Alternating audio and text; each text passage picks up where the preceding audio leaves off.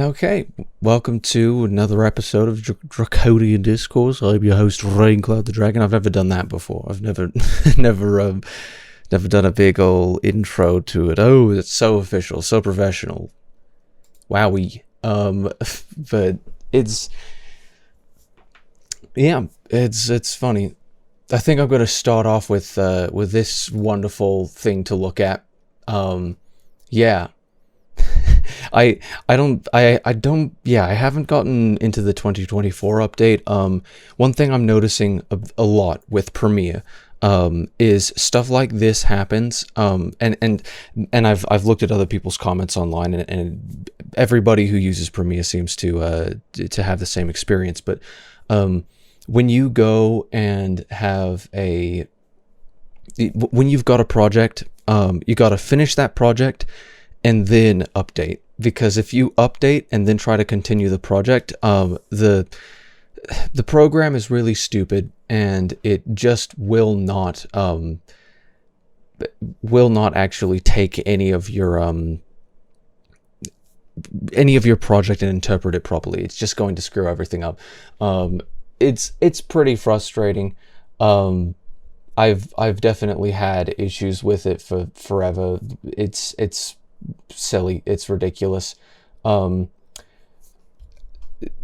it's funny, like what I was dealing with this sort of a scenario was with proxies. So proxies, you have your video in a compressed format, and it's really inefficient. That basically what you've got to do is you got to put it into an uncompressed codec, and a more efficient codec, and that codec will be able to interpret it in a much quicker way. The trouble with that is, of course, that you're going to be dealing with something like this kind of constantly. Anytime you update the program, your old proxies are just not going to function properly, so you have to render them out again. And if you're doing stuff like I've done with stream highlight videos, where you take the entire stream and proxy it and then use that to edit off of, it just makes it so it's like, okay, great, like I can't update at all. And I don't even know if it does stuff with projects. I think projects might actually be, because projects, productions, there's a way that you can have all of your stuff in like one sort of a database, and that way you can share it across different systems. I think that might have big troubles as well, which is excellent. Anyhow, what was I going to say else about this? Oh, right. Premiere is extremely inefficient, and it's coded very poorly. And I'm really frustrated with it. I really wish that, especially in today's world, where we have CPUs that can do a whole lot of things, but just the way that the commands are coded on CPUs just aren't very good in comparison to the many other methods that we have. So it's like we've got GPUs that are specifically created to run calculations like that like crazy. Its entire purpose is to process graphics, and yet both After Effects and Premiere are not primarily using GPU acceleration on everything that they actually have on them, and it causes the program to be extremely slow, extremely stuttery. You potentially wouldn't even need proxies in order to edit if it used actually the CPU or the GPU power that you have in your system. So it's real frustrating from in that respect. That you have to use, you have to either have some insane like 24 core CPU, just an insane workhorse CPU, in order to edit. Otherwise, or in order to edit, in order to do video effects, anything like that, you have to have just an insane, ridiculous CPU, drawing a ton of power and all of that, when you have a GPU that could process all of that perfectly fine on its own.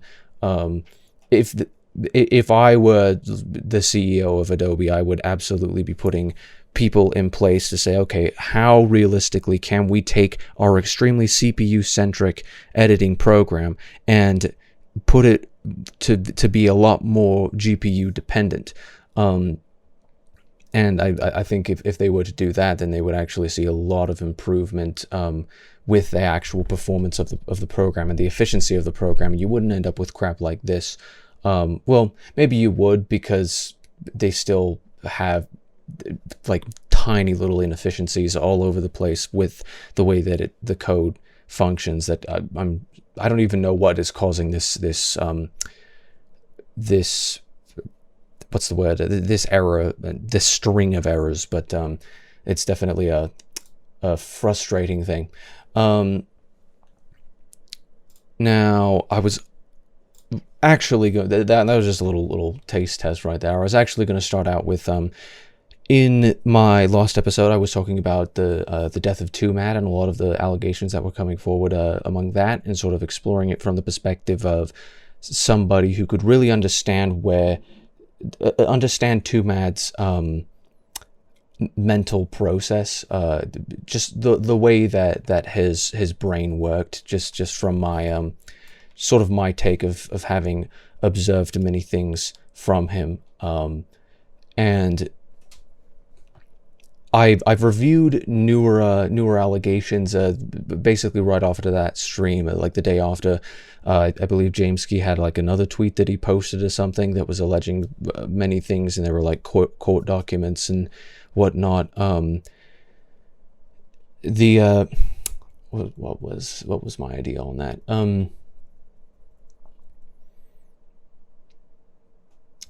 Essentially, the my sort of verdict, I suppose, temporarily, of course, the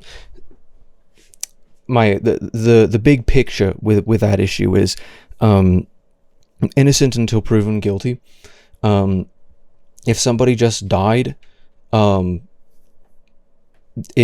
it shouldn't, the initial response, I still think I don't take back like really any of what I said about his Jameski's response to that. His initial response was very very callous and very angry, and I think it's valid to that he was angry, but I don't think that it's a good response to respond to someone dying by just saying that this is a terrible, horrible person, these are all the things they did to me. It's like in context of it, I suppose, because I don't want to say things that are like poorly worded here, but I do believe that his response should have came out after he actually had evidence to back up those claims, rather than his own testimony. That's effectively what I'm saying, is innocent until proven guilty, and if you are going to bring something out the moment that somebody is dead, then you should have plenty of evidence to show that. Now, I think especially as time is going on, that there's getting to be more evidence that we're going to see. There are court documents, there are many court situations that he was involved in, and some of those are public record, and some of those aren't. So those are going to be coming forward as time goes on. So it's becoming more increasingly convincing that Tumad did in fact do many of the things. I won't name through which of them, but essentially my perspective is that he was a dangerous person, and it does not matter what he was going through. It does not matter the state that he was in. It does not take away from the fact that he was dangerous, and I don't blame anybody who was afraid of him, or who is sort of relieved that he's no longer walking the earth at this time. I can't really blame somebody for feeling that way, considering the fact that he was dangerous. It's the same perspective that I have on Joe Hawley of Tally Hall, for example. It doesn't matter that there is mental illness going on. This person is still dangerous and is still guilty of putting certain people in danger. I think people can stop being ridiculous about it. In many ways, there's just many people who love to scream like pedophile, or the age of consent is 18, or whatever it is. Like, I don't know what the meme with Goku is or whatever, but it's like people get really what's the word, exaggeratory, hyperbolic. That's it. People get really hyperbolic about these types of things, and I think it really matters that we should chill out about it and actually discuss the evidence of the issues at hand, and go from the evidence first, innocent until proven guilty. And if you're going to post the day that somebody is dead, if I were him, if I were James, I'd say, I'm not glad he's dead, but I will be presenting evidence that it as it comes out of the things that he did to me and others, and why I was involved in sort of, I believe his second tweet about the issue where he showed like, I don't know, him being in the hospital, or namely the court documents and all of that stuff. I think that should have come out sooner. And the initial response should have been something more like what Goldie said, which is like, I'm not glad that he's dead. I'm not ecstatic about it. It's not a good thing when people die. I'm glad I don't have to worry about being targeted by him anymore, but I'm not going to celebrate his death. I suppose that was sort of her initial response to it. I think I'm a big proponent of harsh criticism, and of course everybody has the right to say whatever they want to say. I think on a moral level, that we should really think about what we accuse people of before we go and spout off about it, especially the moment that somebody died. I feel like in many cases, especially with Jamesky, no response would have been a better response, because the response that he gave actually was sort of implying that he was just glad that he's dead. And I don't think that's going to go over well to anybody who doesn't have a low opinion of him as Jamesky did himself. So just sort of keeping that in mind. I'm gonna briefly discuss some of these baseless allegations that were made against me, that I uploaded my stream, or that I streamed about it for views, or for clout or something, for fame. I absolutely could have clipped that stream and uploaded it to TikTok or to Twitter or something and tried to get a ton of views on it all over the place. I could have absolutely tried to get my name out there in light of somebody dying, but it really is a very silly and baseless thing to say that I actually didn't care about him dying, and that I uploaded the video just to get views on it, because, well, I do all of these other videos that are you know, mainly gaming content, and I'm not a news channel. And it's like, I started out the stream by saying I'm no stranger to controversial topics and discussing controversial topics, and I've had Draconian Discourse as in its alpha form. I've had it for at least 2 years or something like that. So obviously I knew it was a fallacious criticism by people who have no reason to really say any of the things that they're saying. It's not a principled position that is being taken. It's just something that is being taken because I have to be silenced, or I have to be I don't know, it's someone with some sort of a complex who wants to persecute me constantly. I'm not going to discuss it much of it further. The basic principle that I want to lay out is that innocent until proven guilty is very important. And if I'm like, what I was expecting was something that was actually like not weak tea, believe it or not. Like I was expecting, if anybody was going to comment anything in response to that video that was negative, then it would have been yeah, so Too Mad is actually a rapist. He's actually this, and that, and I can't believe that you're defending him in this way. I think in a lot of ways, the previous episode was sort of showing some of my mental, you know, a lot of it was logical, but I think a lot of it was also, you know, right brain, irrational. It was me sort of coping with the loss of somebody that I looked up to a lot, but also, you know, having to realize that somebody that you looked up to was not, I probably talked about it, I probably touched on that, but, you know, having to realize that somebody that you looked up to wasn't exactly who you thought they were, and especially considering that they sort of lost their life and their mental state to drugs and everything. So obviously some of that was an emotional response, and I apologize for not being completely rational in that way. And I think I suppose the way that it's put is that it's sort of the people think that you make rational decisions.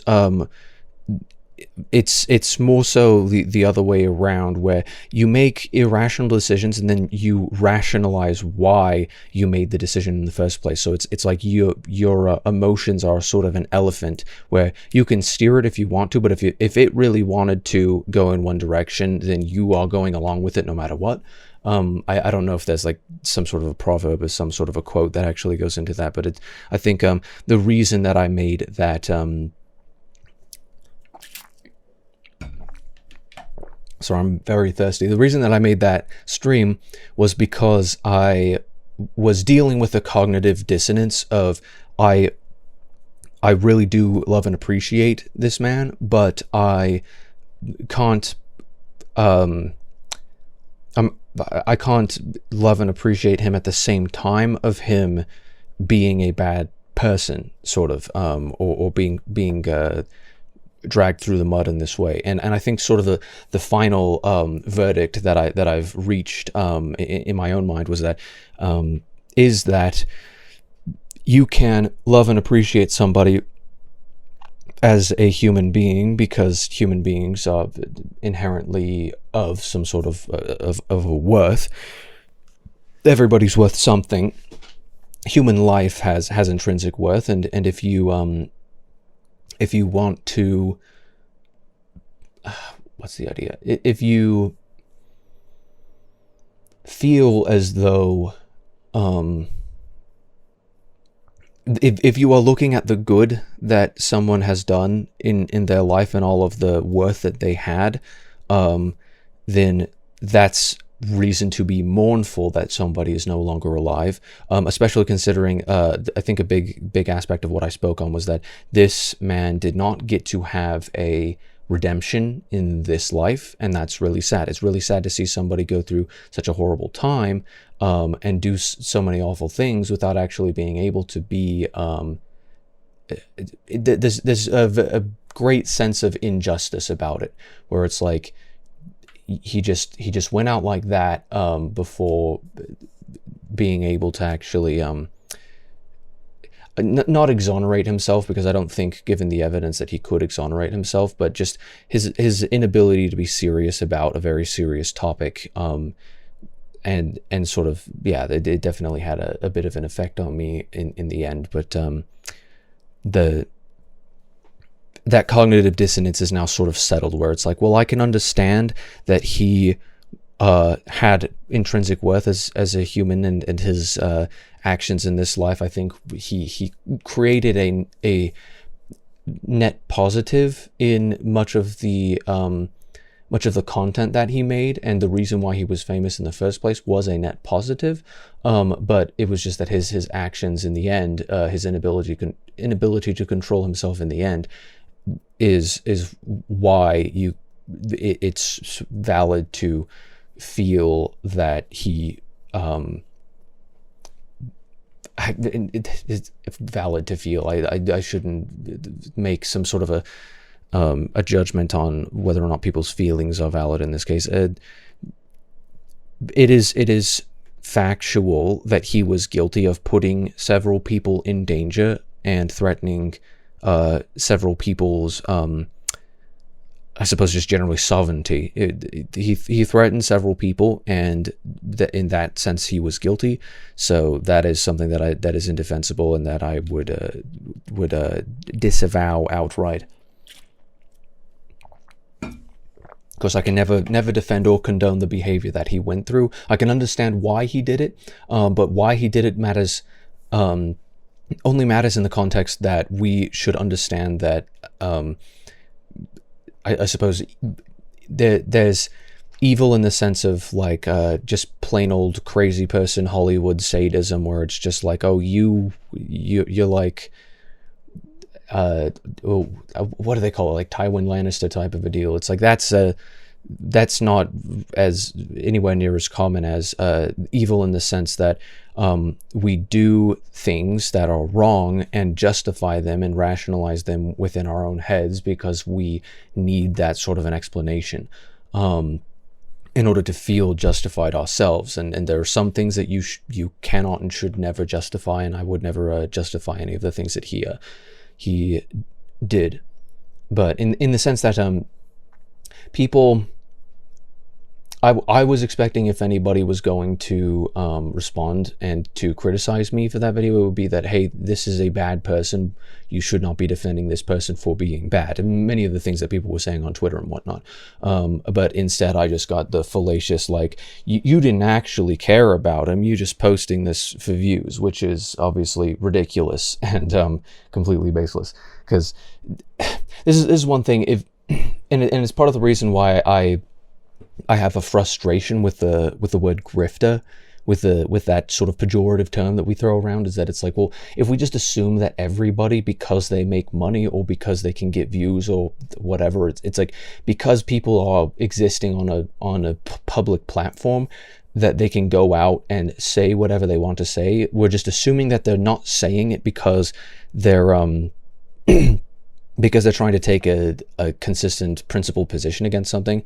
It's like, why do we have to assume that people are not doing these things in earnest, and why are we assuming for the worst in people without any evidence whatsoever? Because it's like, if you were to look at the evidence, it's like, well, I've had this is literally that one was episode 3, this is episode 4 of Draconian Discourse, but then previous to that I had both 3 alpha episodes and 2 beta episodes, or it might have been 2 and 3, whatever it was. It's just like, yeah, I've had this and I've done this and I've spoken on things, and unless you can actually make the case, which it's obviously a very weak case, that it's just like, well, you post gaming videos and you post things that are not related. You're not a news channel. It's just like, I don't have to be a news channel in order to talk about something that I care about. It's just a strange thing to accuse people of. Yeah, I guess the idea is, like, if you want to criticize me, just try harder next time. Like, say something that isn't completely baseless, and also don't slander people.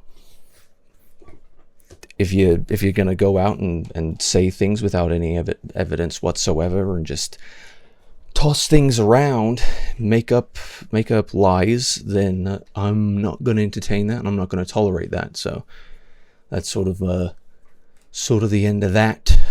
So I've got on the docket for today, first off, there was a sort of an interesting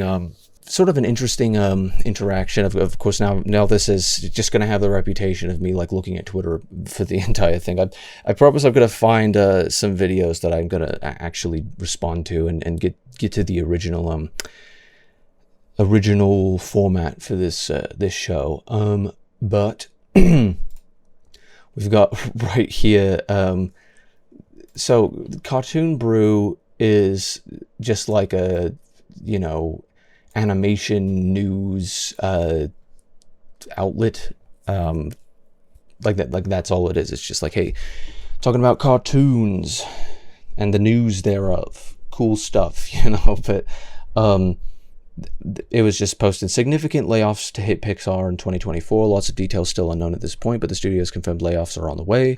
I think there's a lot of things that we're seeing layoffs in many creative fields. I think I just heard that one of the bigger studios that's like over Naughty Dog. It's like it's a corporation that's above Naughty Dog Studio and several other things. There's just layoffs, like 800 something like that, 800 jobs lost in that field, that department, which, I mean, it's enough for all those people to get together and just start their own studio. But I think the economy is, the industry is changing. The economy is all, goodness,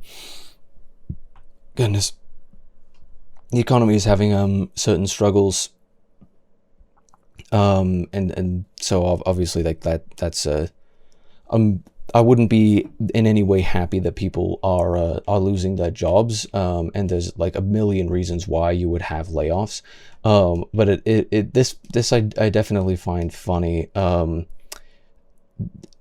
And this person says, thank the woke writers. And then their response was, fair warning, we block people who say stupid shit like this. And I find this interesting. I didn't even really note the name initially, where it was Goku Libertario. Is that how you say Libertario?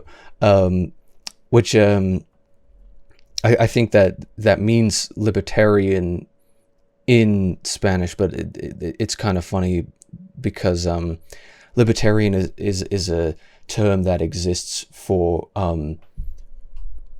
people who, because to the rest of the world, to be liberal is to be a proponent of liberty. But that the word has sort of changed its definition in the United States, and in many places in the West, because liberal, like if you go down to Argentina, you got what's his name, Javier Milei in Argentina, and he would describe himself liberal,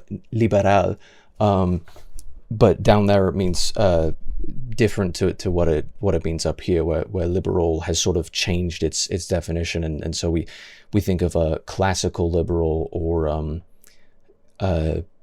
I don't know, just the definition of a modern liberal has changed a lot. But I find that response to be interesting, and I think it's just because people look at woke as a sort of a pejorative term, where they don't understand exactly where somebody's coming from when they say that.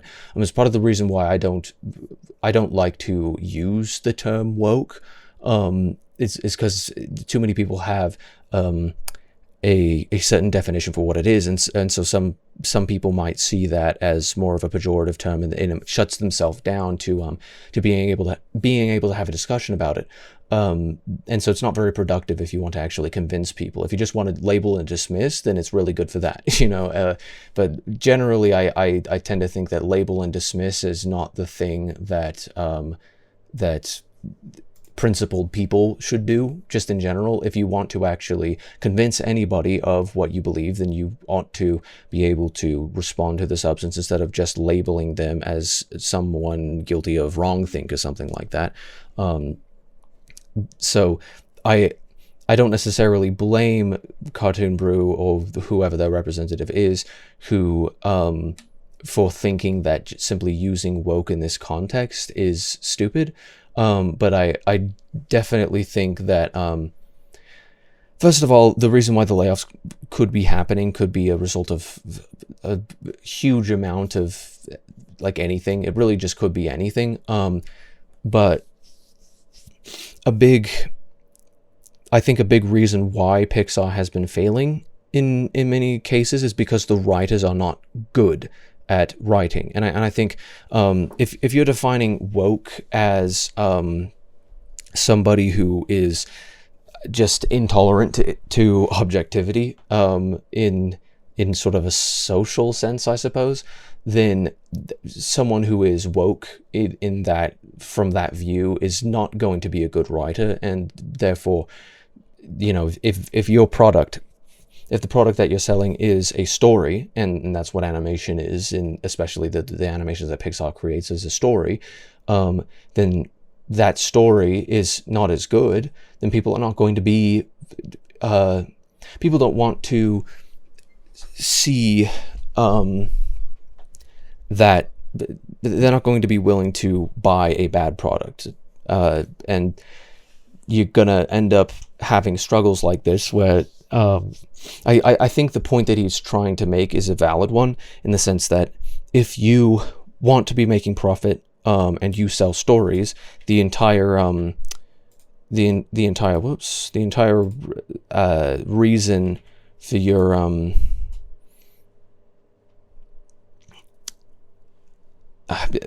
like the purpose of your company is to sell stories. You should be trying to show people the best stories that you can possibly show, the best execution of those stories, the best writing, the best stories. And if your stories are failing because you have a certain agenda that is getting in the way of your ability to write as good a story as you possibly can, then obviously that is going to affect your bottom line, and that can be what creates your layoffs. So I don't necessarily blame Goku here for saying this and for having this position, but I definitely don't see how this is going to convince anybody who thinks differently, especially if they just have the general idea that woke is some sort of a pejorative term that only like crazy people use or something. That's why I prefer to distance myself from terms like that, or to not use terms like that, because if I just go out there and like spew like red meat to people, I'm not going to convince anybody who doesn't already believe that. Or I'm going to, the only people that I'd be able to convince are people who aren't already critical thinkers. So it's, you have to actually just go out there and present the best argument that you can possibly present, and you know, from there, that's how you're gonna actually succeed. I don't really see any way to succeed otherwise, so it's sort of important to keep that in mind when you're having any sort of a discussion, is that you don't just like label and dismiss, because you're not going to convince anybody by labeling and dismissing. You're just going to validate other people who already agree with you. Next situation it is a video, but I'm not going to be responding to it in its entirety. This is just sort of a precursor to sort of the next section, is of course I'm wanting to be discussing and sort of tackling the bizarre and ignorant notion that human beings, in particular the human species Homo sapiens, are not sexually dimorphic, and that male and female are fundamentally interchangeable. It's nonsense. It doesn't make any sense whatsoever, and I think this is sort of a good precursor to understanding that.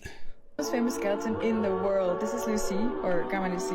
She's my ancestor. She's your ancestor. 3.2 million years old, and it was found here in Ethiopia. Lucy was discovered in 1974, and she was only 1 meter and 5 centimeters tall. Her foot is the size of my hand. That's crazy. It's so cool to see. She now lays in the National Museum of Ethiopia in Addis Ababa, and you can visit her for just under $1. This is the most... So, at first I sort of responded to this by thinking, oh, well, of course, the first thing I said, no, I think Sans is more well known. I think Sans, you know, it's like you're going to say the most famous skeleton in the world.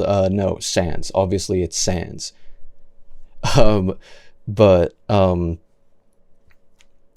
Yeah, that's obviously not serious, but I was seeing these, like, everybody calls her Grandma Lucy and everything, and I think, well, that's kind of strange, because the species that Grandma Lucy was a part of was Australopithecus afarensis, and that species is obviously in a completely different genus to Homo sapiens. It's Australopithecus versus Homo, completely different species, surely. But I looked into it a little bit further, and you can actually see that the reason why, and this is theoretical because this is a very difficult thing to prove, that that human beings actually descended from this particular line and whatnot.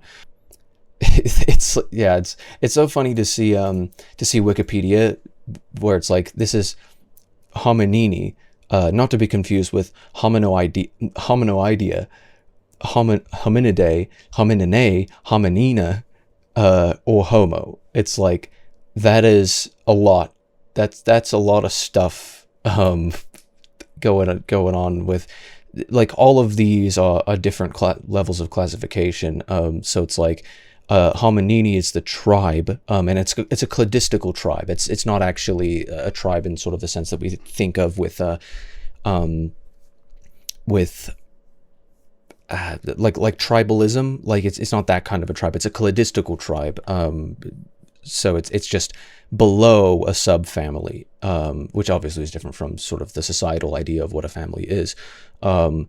So obviously it's in the primate order, the suborder of Halpharini, the infraorder of simiforms, family of Hominidae, subfamily of Homininae. And this is what you see with a lot of species, is that you'll have a family, and then you'll have the subfamily is like very difficult to see the difference. And I think in a lot of cases, I think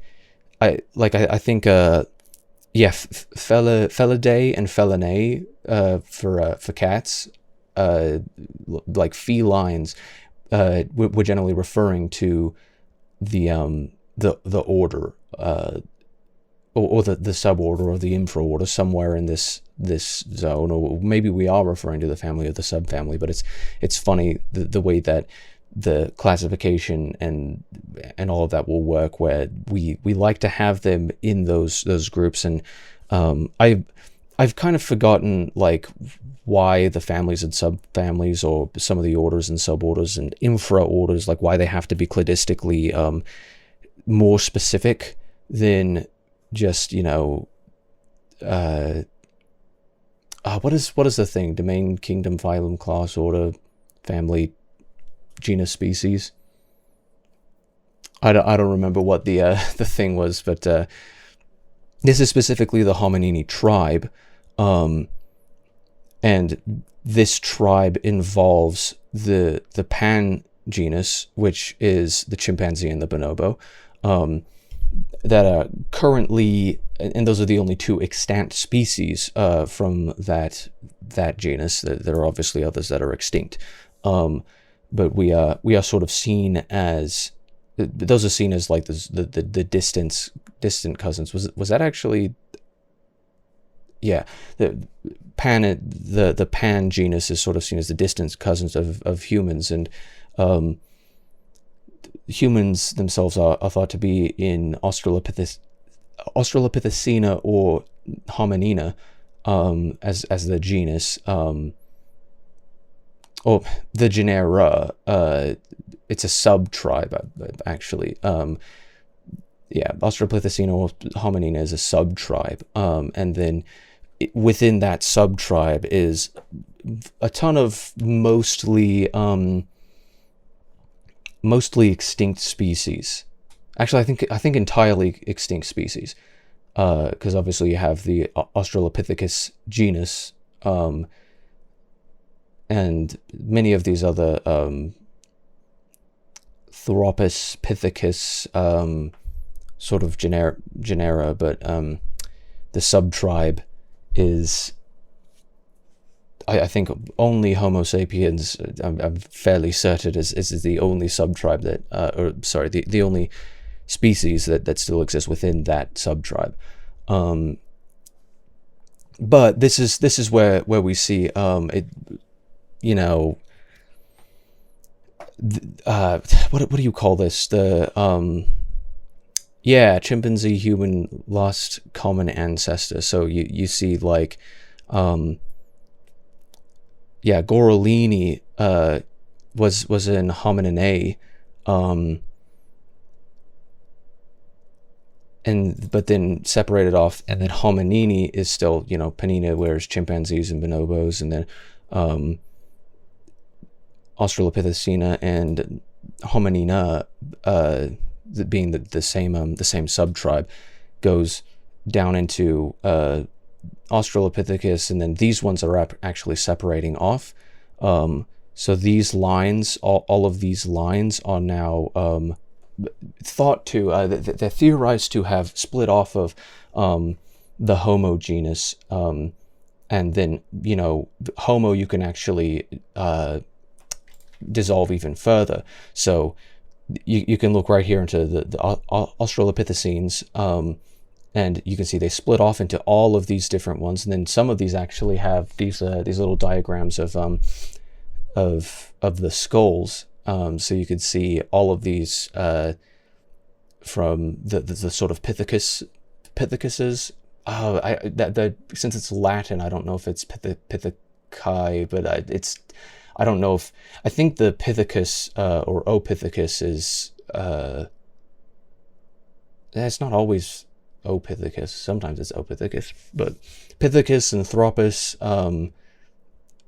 Lots of these sort of nomenclatures end up kind of going extinct up here, and then you've got the actual Homo line here, Homo habilis.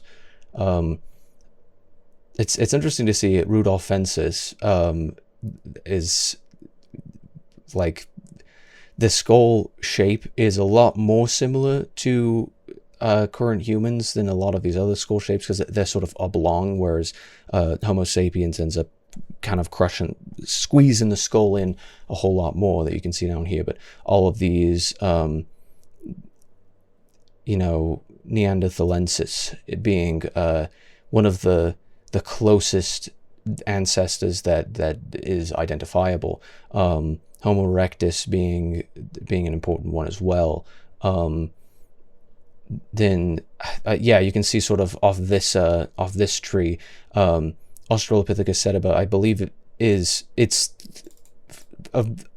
I think this one is believed to have technically not been in the Australopithecus genus. It's just that's what they put it into. Like, I actually forget, where does Gigantopithecus actually fall into? Like, I think that one's even more ancient, because like those guys looked a lot more like orangutans than they did. So the common ancestor is far further back. But either way, sort of the entire purpose is to see, actually, yes, like I initially thought, well, how could humans be thought of as descended from these, when you look at you know, Australopithecina as an entirely different genus, obviously, than Homo sapiens. It's not even in the Homo line. How could it be an ancestor to Homo? Well, it's because it's ancient enough. Because I was originally thinking like the ancient ancestor of, because the entire idea of a genus is that the entire idea of a species is that a species can interbreed with members of its own species, and there's enough genetic diversity that you can actually have a viable child, and that viable child will be able to have viable children, and that viable child, like, you can actually continue procreating that way. Whereas if there is too little of a common ancestor, then you might be able to have a single valid hybrid between those two species, given that they're from different species. But if the genera is too dissimilar, I believe it's like within a specific genera, given that they have a common ancestor that was you know, enough generations back, that they can have one child, but that child will be infertile, and will not actually be able to, and may actually have additional health complications as well as that, because there's too much genetic diversity. So it's quite fascinating in that sense. So I was thinking Australopithecina, like that entire line, and especially Afarensis being the species, surely if that was the ancestor, then they would be part of the same genus and species. Well, obviously I had forgotten that this is actually how it works, that the genus and species will change, and that is why all of these other species are extinct, and and a lot of the genera are completely extinct, whereas Homo sapiens is still the only one that's around. So it's fascinating. I don't know. I think many people think of humans as less than animals, and it's quite fascinating in that sense. But another really interesting thing. So obviously Lucy was discovered in Ethiopia and is theorized to be the only or the oldest ancestor of humanity that can be found. Let me see. It's bipedal and upright. 2016 study proposes that this species was to a large extent tree dwelling. Which was the part that I found interesting about this. I believe it was in Afarensis. Right, in 1978, the species was first described, but this was followed by arguments for splitting the wealth of specimens into different species given the wide range of variation which had been attributed to sexual dimorphism, normal differences between between males and females. So they found, for example, it's designated AL333, which is the first family, is what it's called. It's just a bunch of, I guess it does say it's hominid teeth and bones, but they found a lot of ancient hominid fossils that were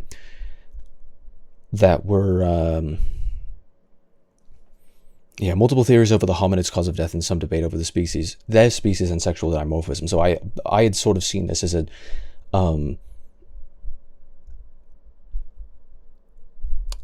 like they couldn't, because due to the all of, and this isn't the only one that's actually described. They have many others that are within the within this species, at least that they're categorized within this species because they believe that they are actually in the same species, whereas it is disputed whether or not they are in the same species because there's a lot of variation, and now that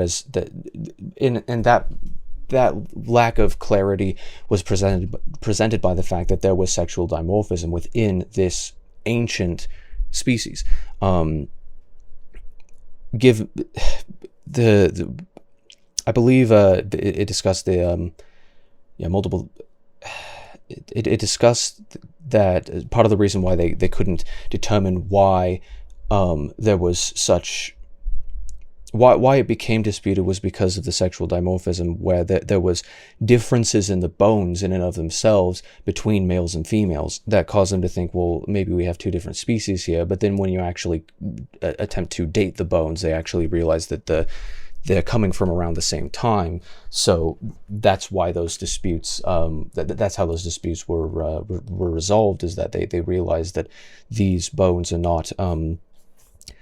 They're not from different times, so it's not very likely that they are from different species, given that they were in the same place together. And one sort of fascinating thing about it all is that many of the species within the Homo genera, or even the Australopithecus genera, don't exist, are now extinct because they either died out, obviously, or because they interbred with other members within the genera to eventually create the genera of Homo and the ancestors downstream from that. So all of that is quite fascinating. But keep in mind that they understood that this species was sexually dimorphic, and that is well, obviously this is the where are we? Yeah. Sexual dimorphism is the condition where sexes of the same species exhibit different morphological characteristics, particularly characteristics not directly involved in reproduction. And I mean, this is quite a fascinating topic. The condition occurs in most dioecious. Oh, they're not. Yeah, dioeci. It's three.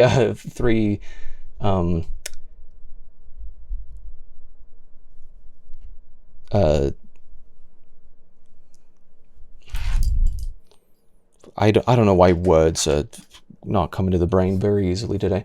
Either way, it's kind of a difficult pronunciation there. Certain species that have distinct unisexual individuals, each producing either male or female gametes, either directly or indirectly, biparental reproduction. It's not what do you call it?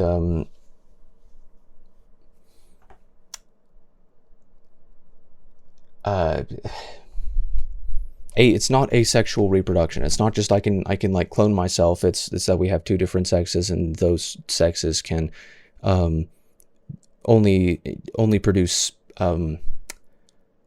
only reproduce with each other.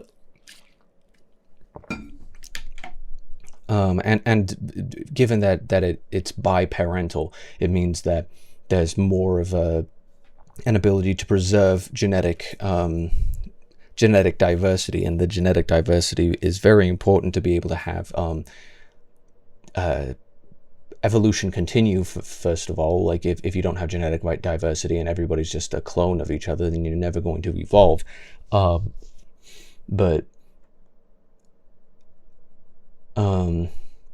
Yeah, differences may include secondary sex characteristics, size, weight, color markings, or behavioral or cognitive traits. Male-male reproductive competition has evolved a diverse array of sexually dimorphic traits. Aggressive utility traits such as battle teeth and blunt heads, reinforced battering rams used as weapons in aggressive interactions between rivals. Passive displays such as ornamental feathering or song calling have also evolved mainly through sexual selection. These differences may be subtle or exaggerated and may be subjected to sexual selection and natural selection. The opposite of dimorphism is monomorphism, when both biological sexes are phenotypically indistinguishable from each other. And of course, the example here is the mandarin duck, where the male and most birds are like this, which is part of why they're within the same order, I believe. I believe the class as aves is what I'm looking at. The ave class being birds. Almost all birds have males that have, as they call it,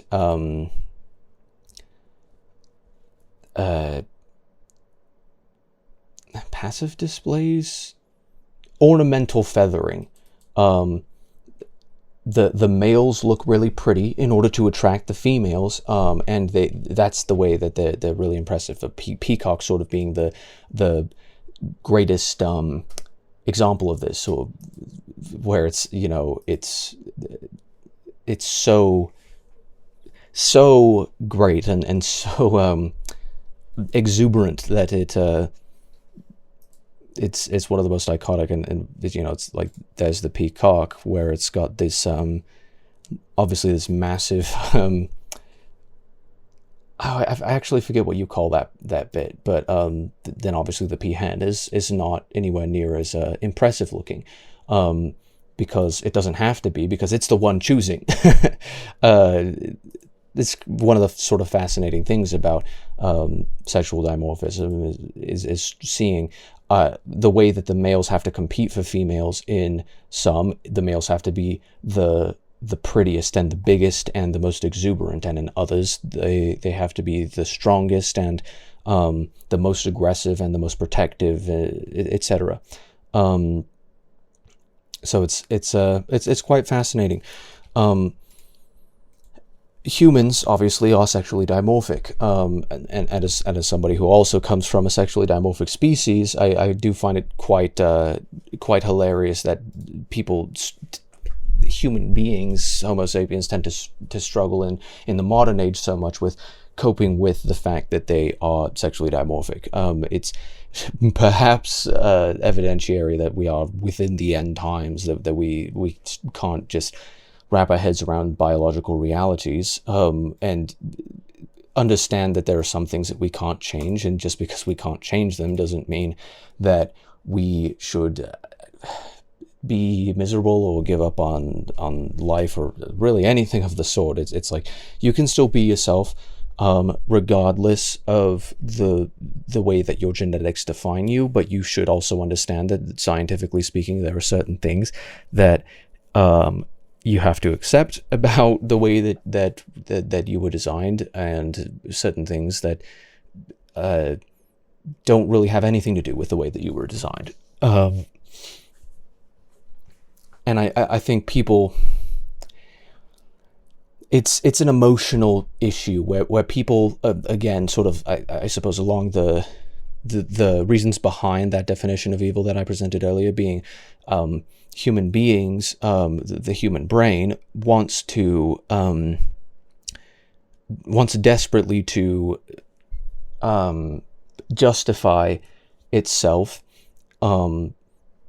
and nobody really thinks, only somebody who's sort of broken in some sort of a way, deficient in some sort of a way, is going to just be completely sadistic.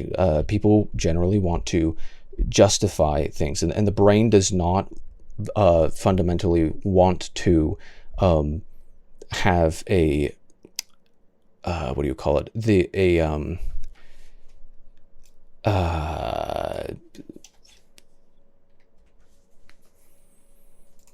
goodness sake, I forget what it's called, the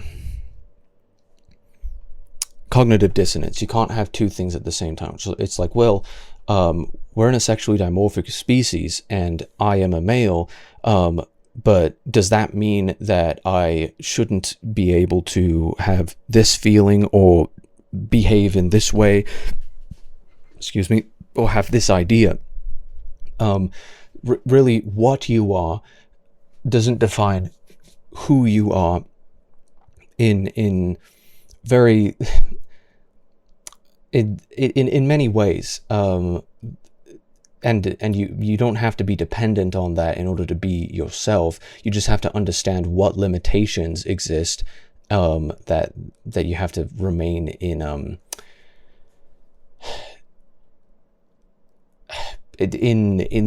understanding of, and this goes beyond simple sexual dimorphism. The way that each individual is designed, there are going to be certain issues within that individual, that there are some things that you can't get over. For example, I'm autistic, and I'm never going to be able to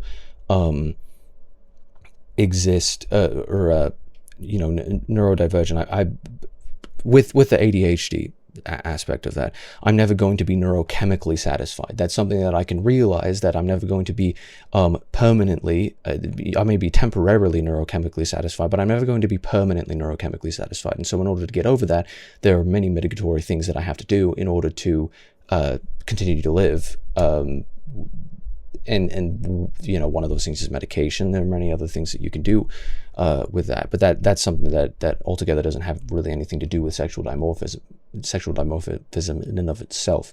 It's just one of those ways that you can understand that concept. It's fascinating. My species doesn't really have a problem with this in the same way. But I suppose it's more so that we've embraced for the most part our sexual dimorphism, and there's many differences. That's neither here nor there, being a sort of a maternal society, a maternal species in comparison to a classically paternal species. Either way, sexual dimorphism is widely understood to be definitive you know, it's not like you can just human beings and many other species, you can't just replace. They're not fundamentally interchangeable. If they were fundamentally interchangeable, then there wouldn't be sexual dimorphism. It's a very important aspect of sort of, I suppose, the mortal existence.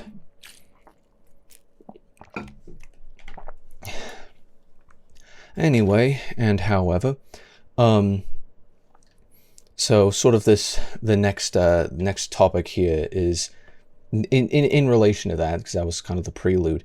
In relation to that, this is sort of a string of, it's funny, you might recognize the art style of this being the one from the Why Do Women Always, that whatever that comic is. It's the same artist who did that comic.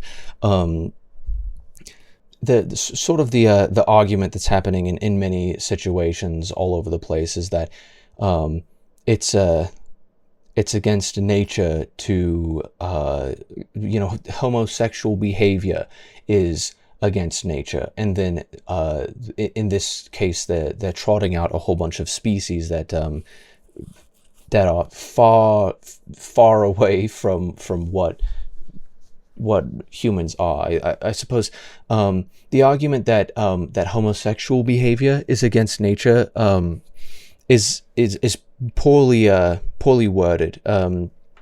If you wanted to extrapolate that argument into something that is that has enough restrictions on it and has enough specificity in it to actually be a valid and true argument, then what you would say is that one, human beings are sexually dimorphic species. Two, any species exists. Two, I suppose first of all, sort of one would be any species exists to procreate, and in order to procreate, they must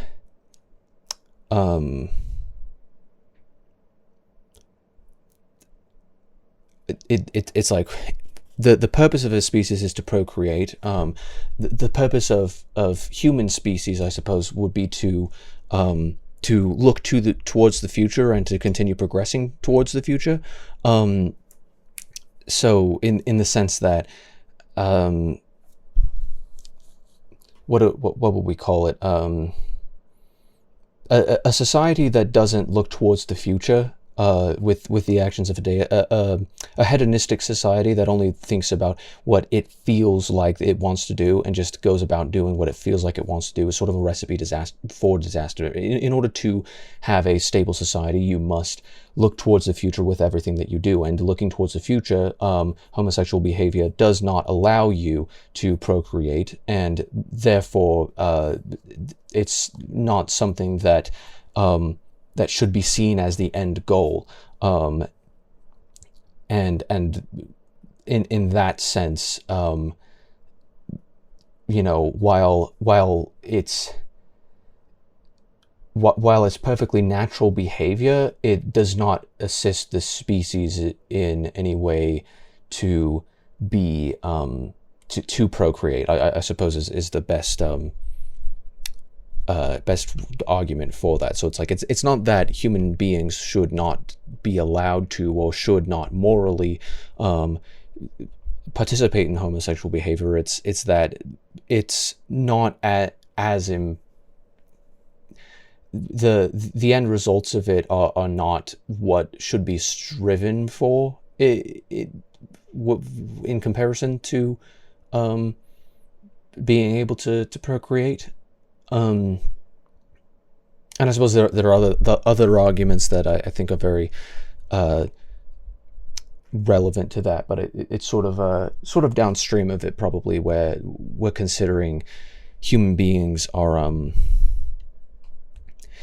statistically having a mother and father in the home is the best recipe for success for any individual, no matter where they come from. Is you have a mother and a father in the home, and they they do their best to teach the child how to be an adult, and then that child grows up and takes what they took from the parents being, well, those were good things, and well, those were mistakes, and I'm going to do my best to do what they did well and what they didn't do well, and then raise my children in the same way and have children, and through sexual dimorphism, that's how the species is sort of I think made all of the progress that the species has made. Like, I don't know, is the argument necessarily that like it's far away from homosexuality is not natural, because the homosexuality is natural, and anybody anybody on the left or the right, I do believe, downplay just how natural it truly is, not just in human species, but in really all species. Not only is it natural, but especially in humans, it is very, what is the word? It's very fluid. It's completely malleable to certain situations, and that's where I get off the beaten path with it being thought to be an immutable characteristic, because immutable means unchangeable. You can absolutely change your sexuality, or more so that your sexuality can be changed, can become changed, because it's just affected and malleable and kind of bendable towards many factors, and many of those factors being societal. There's a big reason why, if it was an immutable characteristic and it was just genetic, that you would, like, I was just born this way, and I'm gonna be gay because I was like genetically predetermined to be gay, then why would there be a higher increase across generations in homosexual behavior, or homosexual feelings, homosexual attraction, I suppose, than, previous generations? Why is there sort of a massive increase in it? Well, it's because the society is slowly changing to make that more commonplace. And I don't think inherently there's anything that will cause you to I don't think inherently that there is a causative link, the causational link, that might be the better one. I don't think there's a causational link between necessarily societal success and what's the word? I don't know, but either way, I don't think that homosexual behavior is completely unacceptable in a society, and I do think that it is natural. I just don't think that, or I suppose the better version of this argument is that it shouldn't be prioritized over reproduction and the nuclear family, because nothing would a society cannot exist without the smallest building block of a society being the nuclear family, I suppose, is sort of the final basis of that argument. But it really is quite fascinating to look at all of these different species. We got the anglerfish. They were confused to find that all the members were female, and wondered where all the males were. They also wondered why the females had these odd little growths over them. Only later did scientists realize that the growths were the males.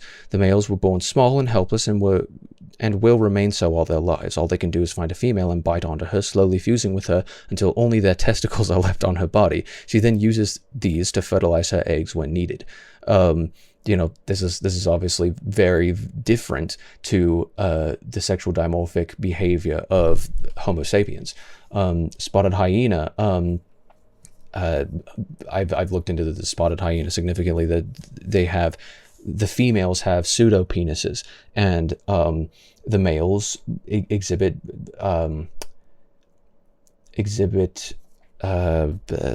submissive behavior towards the females, and actually that's the male submission is seen as a not seen as, it's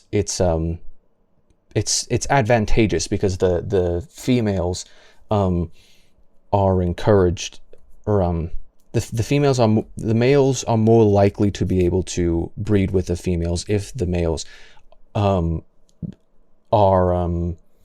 if the males exhibit submissive behavior towards the females. Females are larger and far more aggressive than males, and even the lowest female in the hierarchy is over the highest ranking male. The hierarchy is so strong that adult males are even scared of female puppies, and for good reason. They're not puppies. They're not puppies. That's interesting. That mistake would be made in this, because yeah, crocuta, because you know, the family being Hyenidae, but the suborder is Feliformia. I guess they're not in a subfamily. I guess that's yeah, they're in Feliformia, but they're not in probably the other suborder. Oh no, it would be the family where they split off from cats, being the only reason that they call these puppies is because they think, due to many of their physical features, that they appear to be canid, whereas while they're actually not canid, they're felid. They're not felines, because I think that refers to felinae, which would be the family, and they're not in I suppose you'd call them hyenanines, but they're feliforms. They're feliforms. They're closer to cats than they are to dogs. They have a more recent common ancestor with cats than they have with dogs. But thus, I don't know exactly what the infants are called. Oh, I didn't realize there was mating there. I know that can get you demonetized on YouTube, evidently, just animal mating. Oh, right. So the reason why the females are more aggressive is because they have higher androgen levels. And androgens are, you know, it's a steroid. It's one of their sex. It's kind of like their version of what do we call it? In humans, there's testosterone and estrogen. Androgens, and it's kind of funny because the entire the nomenclature is what gave the it's where the word androgynous came from, is from androgens. But androgens, funnily enough, are just another steroid that causes females to be more yeah, dominant females provide their developing offspring with higher androgen levels than lower ranking mothers do. The higher androgen levels are a result of high concentrations of ovarian and androstenedione, goodness sake, are thought to be responsible for the extreme masculinization of female behavior and morphology. So the high androgen levels are thought to have be some of the reason why the females have pseudopenises. So it's quite fascinating. The cubs of dominant females are more aggressive and sexually active than those of lower-ranking hyenas. High-ranking male cubs will attempt to mount females earlier than lower-ranking males,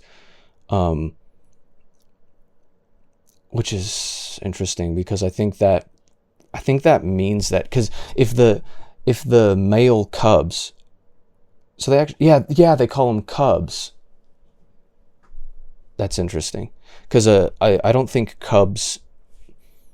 Yeah, obviously, canid infants are called generally called puppies, but that's evidently a flaw in this, and that they're actually cubs. Adult Adult darters show kindness towards their fathers by being less violent to them than other males. Female hyenas have pseudopenises that can get erect and are bigger and longer than the male's penises, make it very difficult for males to mate with the females, and rape is impossible. An erect penis, however, is seen as a sign of weakness, so males will present their erections to females to show submission in the same way other animals present their throat. Is that because it's like, oh, look at me, like I can show you my throat. That means I'm not going to be a threat to you because I'm sort of surrendering myself to you. Like I guess that makes sense, but I'm not familiar with any animals that do that. Maybe birds, discus fish. They take good care of their young. The male may be more so than a lot of other males in the animal kingdom. I feel like there's some cognitive dissonance in that line between people who are trying to say that that males are different than, or people who are essentially trying to make the point that males are fundamentally interchangeable with females and vice versa. There's like, the male maybe more so than a lot of other males in the animal kingdom. It's like, yes, human beings are also in the animal kingdom. Human beings are also animals. And therefore, you know, understanding that different animals behave differently in the animal kingdom kind of undermines the final point that is being made here. You know, male and female form a monogamous pair. Both parents nurse their young. Seahorse parents. It's kind of funny because it's like the females are equipped with a penis-like ovipositor, which is an organ with which to lay eggs, and she inserts them into the male's egg pouch, where the male fertilizes the eggs, and as a result the male gets pregnant. This is not the same as sexual dimorphism in, you know, any species that is outside of because I believe seahorses are that is not the right family. I was thinking of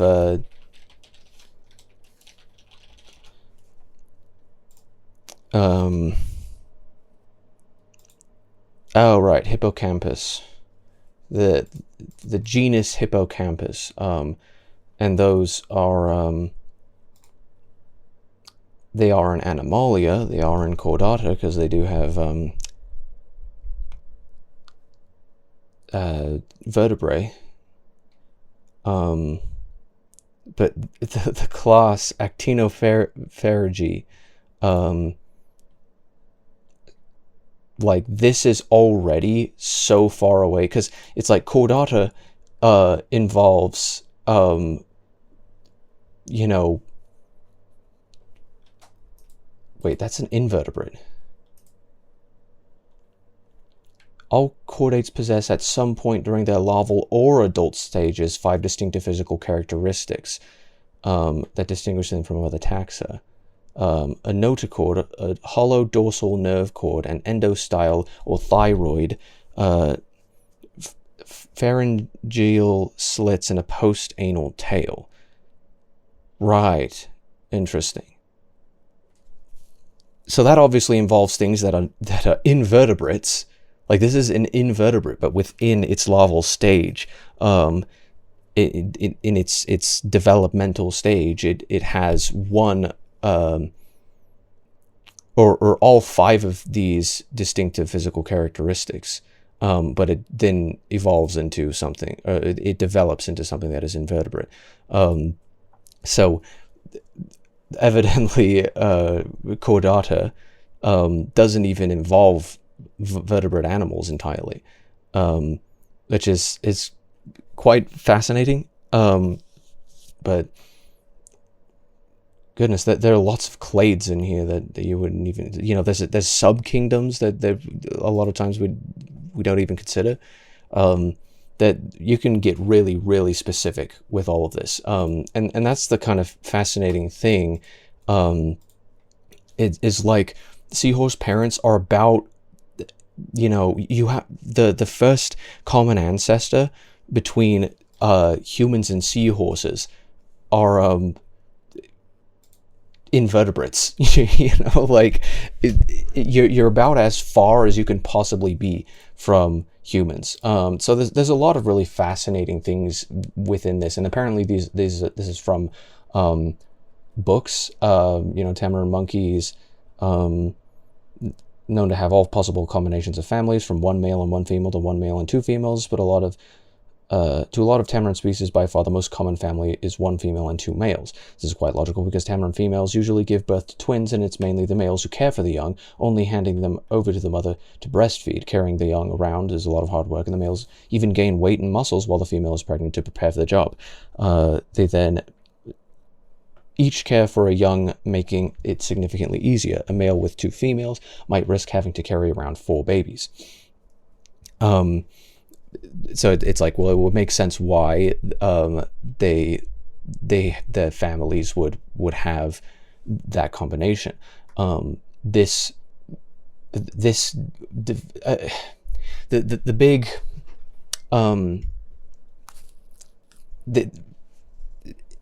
the big struggle that this is sort of going through is, while all of this is true, this still cannot apply to Homo sapiens, because there's enough of a genetic difference between Homo sapiens and any of these others that you can see that trying to do we got lesbians, polygamy, and vor. I didn't even see that. But it's like, to see that all of this happens in nature is not at all to imply that this is actually something that can be applied to Homo sapiens. And I suppose that brings me, I should probably just read my initial response to this. I wanted to have this as my I got 3 bookmarks for some reason. I wanted to apply this as my pinned tweet, but I had to have something else there for a while. But either way, I suppose I'll just sort of respond to this in its entirety. Very interesting science, but this has no relevance to humans. In fact, outside of the suborder Feliformia, no other species of mammal have similar genital structure or breeding behaviors comparable to that of hyenas and others in the suborder. Mammalia largely doesn't function this way. The closer you get to human in taxonomy, the further away from these sorts of dynamics for procreation you get. As far as I'm aware, no one known species of the entire primates order breeds in any manner comparable to these examples. Even if we could find a single primate that breeds in a way dissimilar to humans and most other mammals, it wouldn't assist in this point. Just because it exists elsewhere in nature doesn't mean it exists in Homo sapiens. To assert otherwise is nonsense. Morally speaking, there's nothing inherently bad or good about the structure of human procreation. It just is what it is. So why do we have to point to how other species work when it would take thousands of years of evolution, natural or man-made, for humans to become that way? If humans were like seahorses or hyenas, sure, that would be interesting, it would be different. Sure, if humans could change that, I'm sure many people will be happy to adjust to that change. But can we be honest about the science at all times? Just because we love pegging and transness doesn't mean we have to assert that these things are biologically natural. Both require modification to the body in varying degrees. In humans, females and males come packaged with different genitalia and hormonal profiles that function in specific ways and with inherent limitations. That is neither morally good nor bad, it just is. Just because we wish it weren't so doesn't mean that it is reality in the here and now, and we should ensure any modifications we make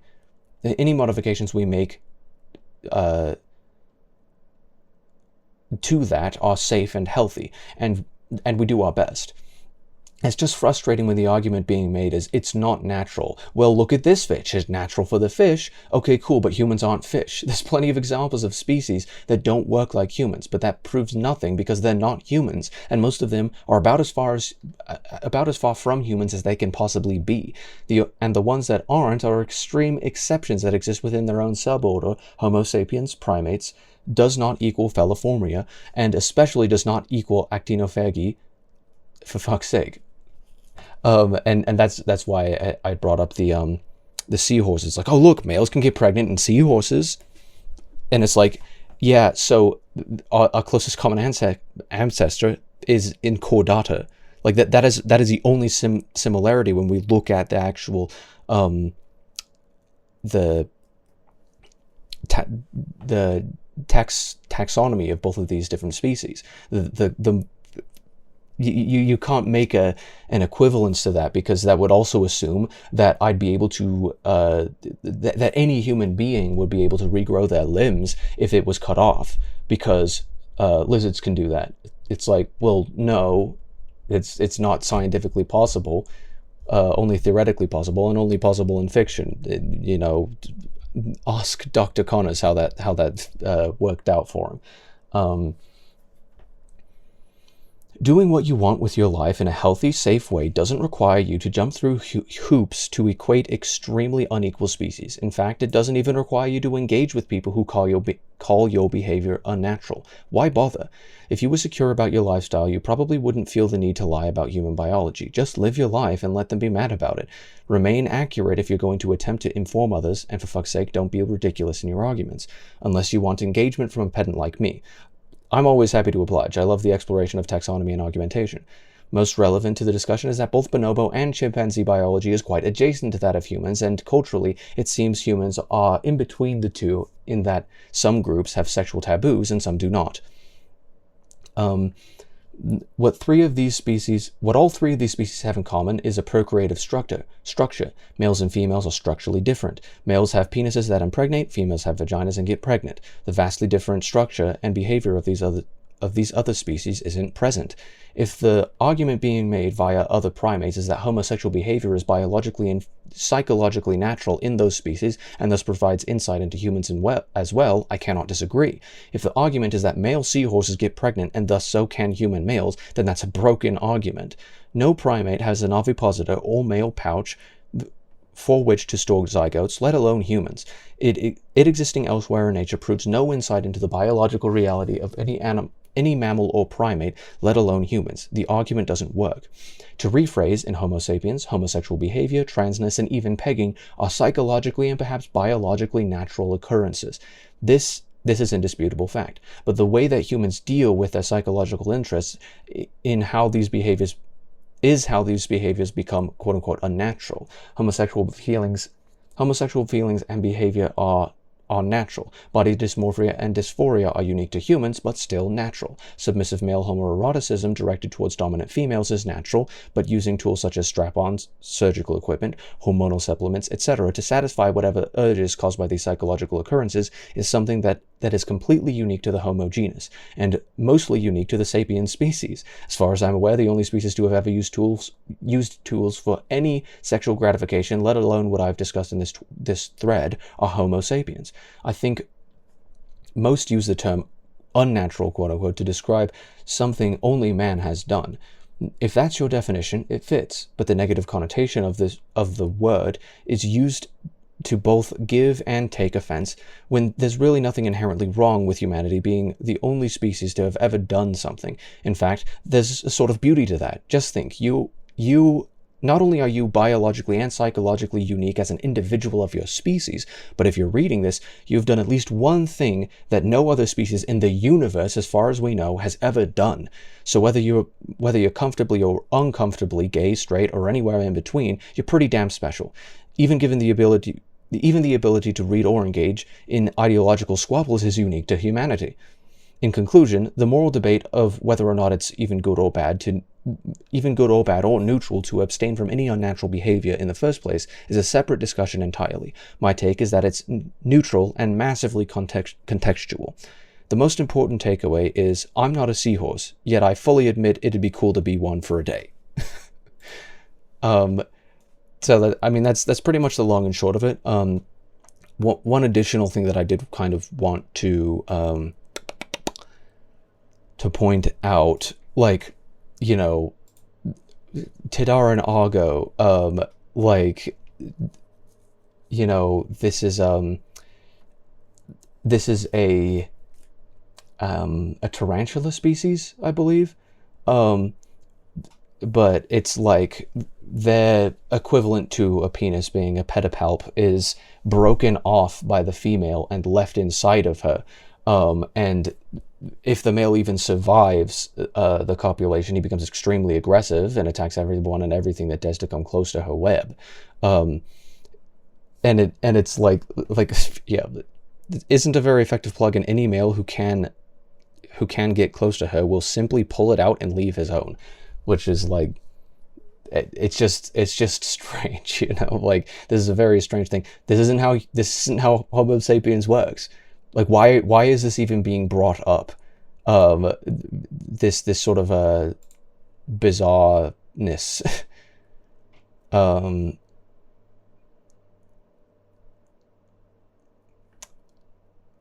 female's a willing participant. As soon as the deed is done, she easily frees herself from the bondage, and he better be out of the way when that happens.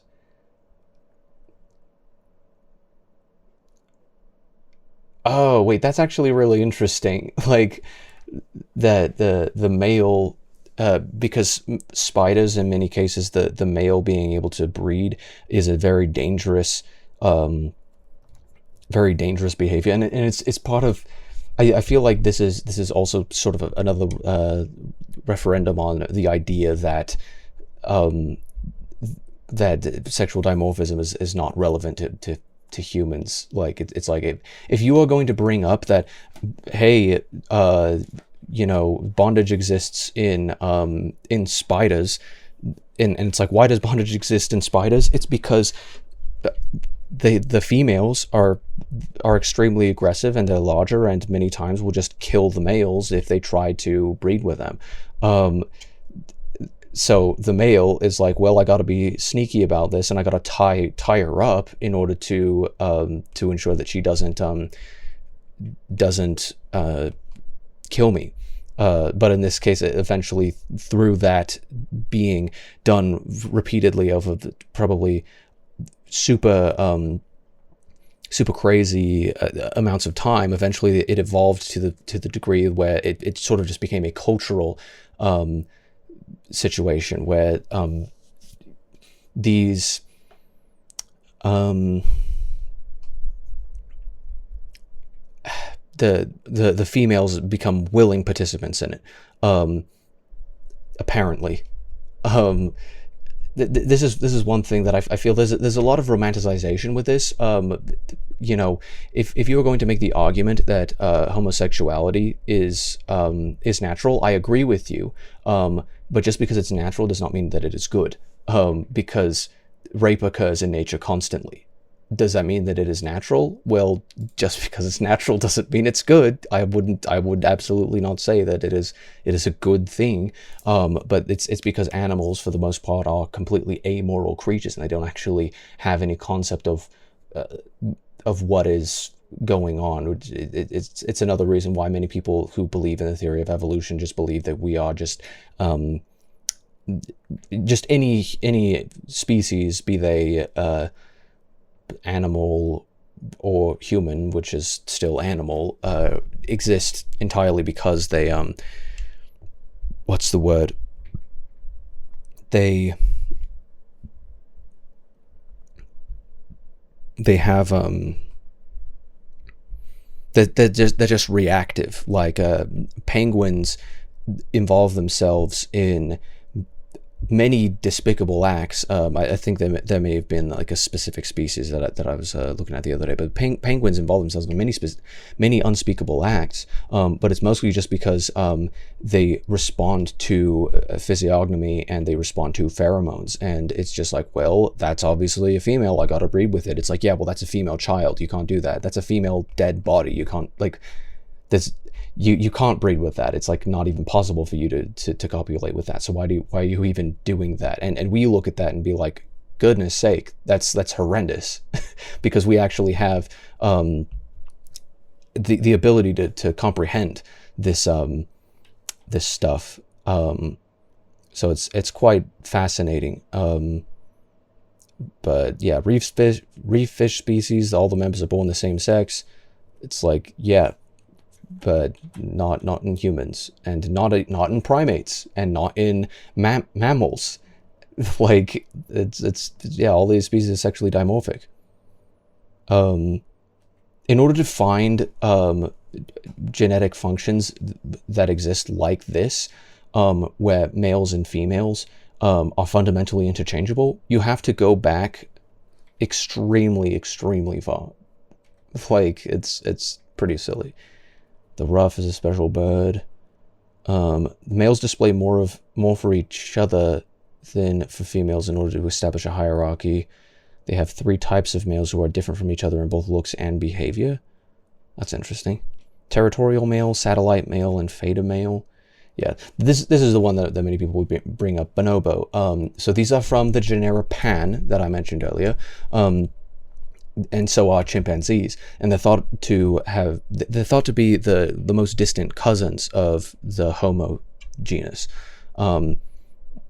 Chimpanzees and bonobos are the closest relatives to humans and closely related to one another. Though the 2 species share a lot of traits, when it comes to sex, they do things very differently. In chimpanzee society, the biggest and strongest males rule. In bonobo society, though the females are physically weaker than the males, they work together, allowing them to rule the males and control them using sex.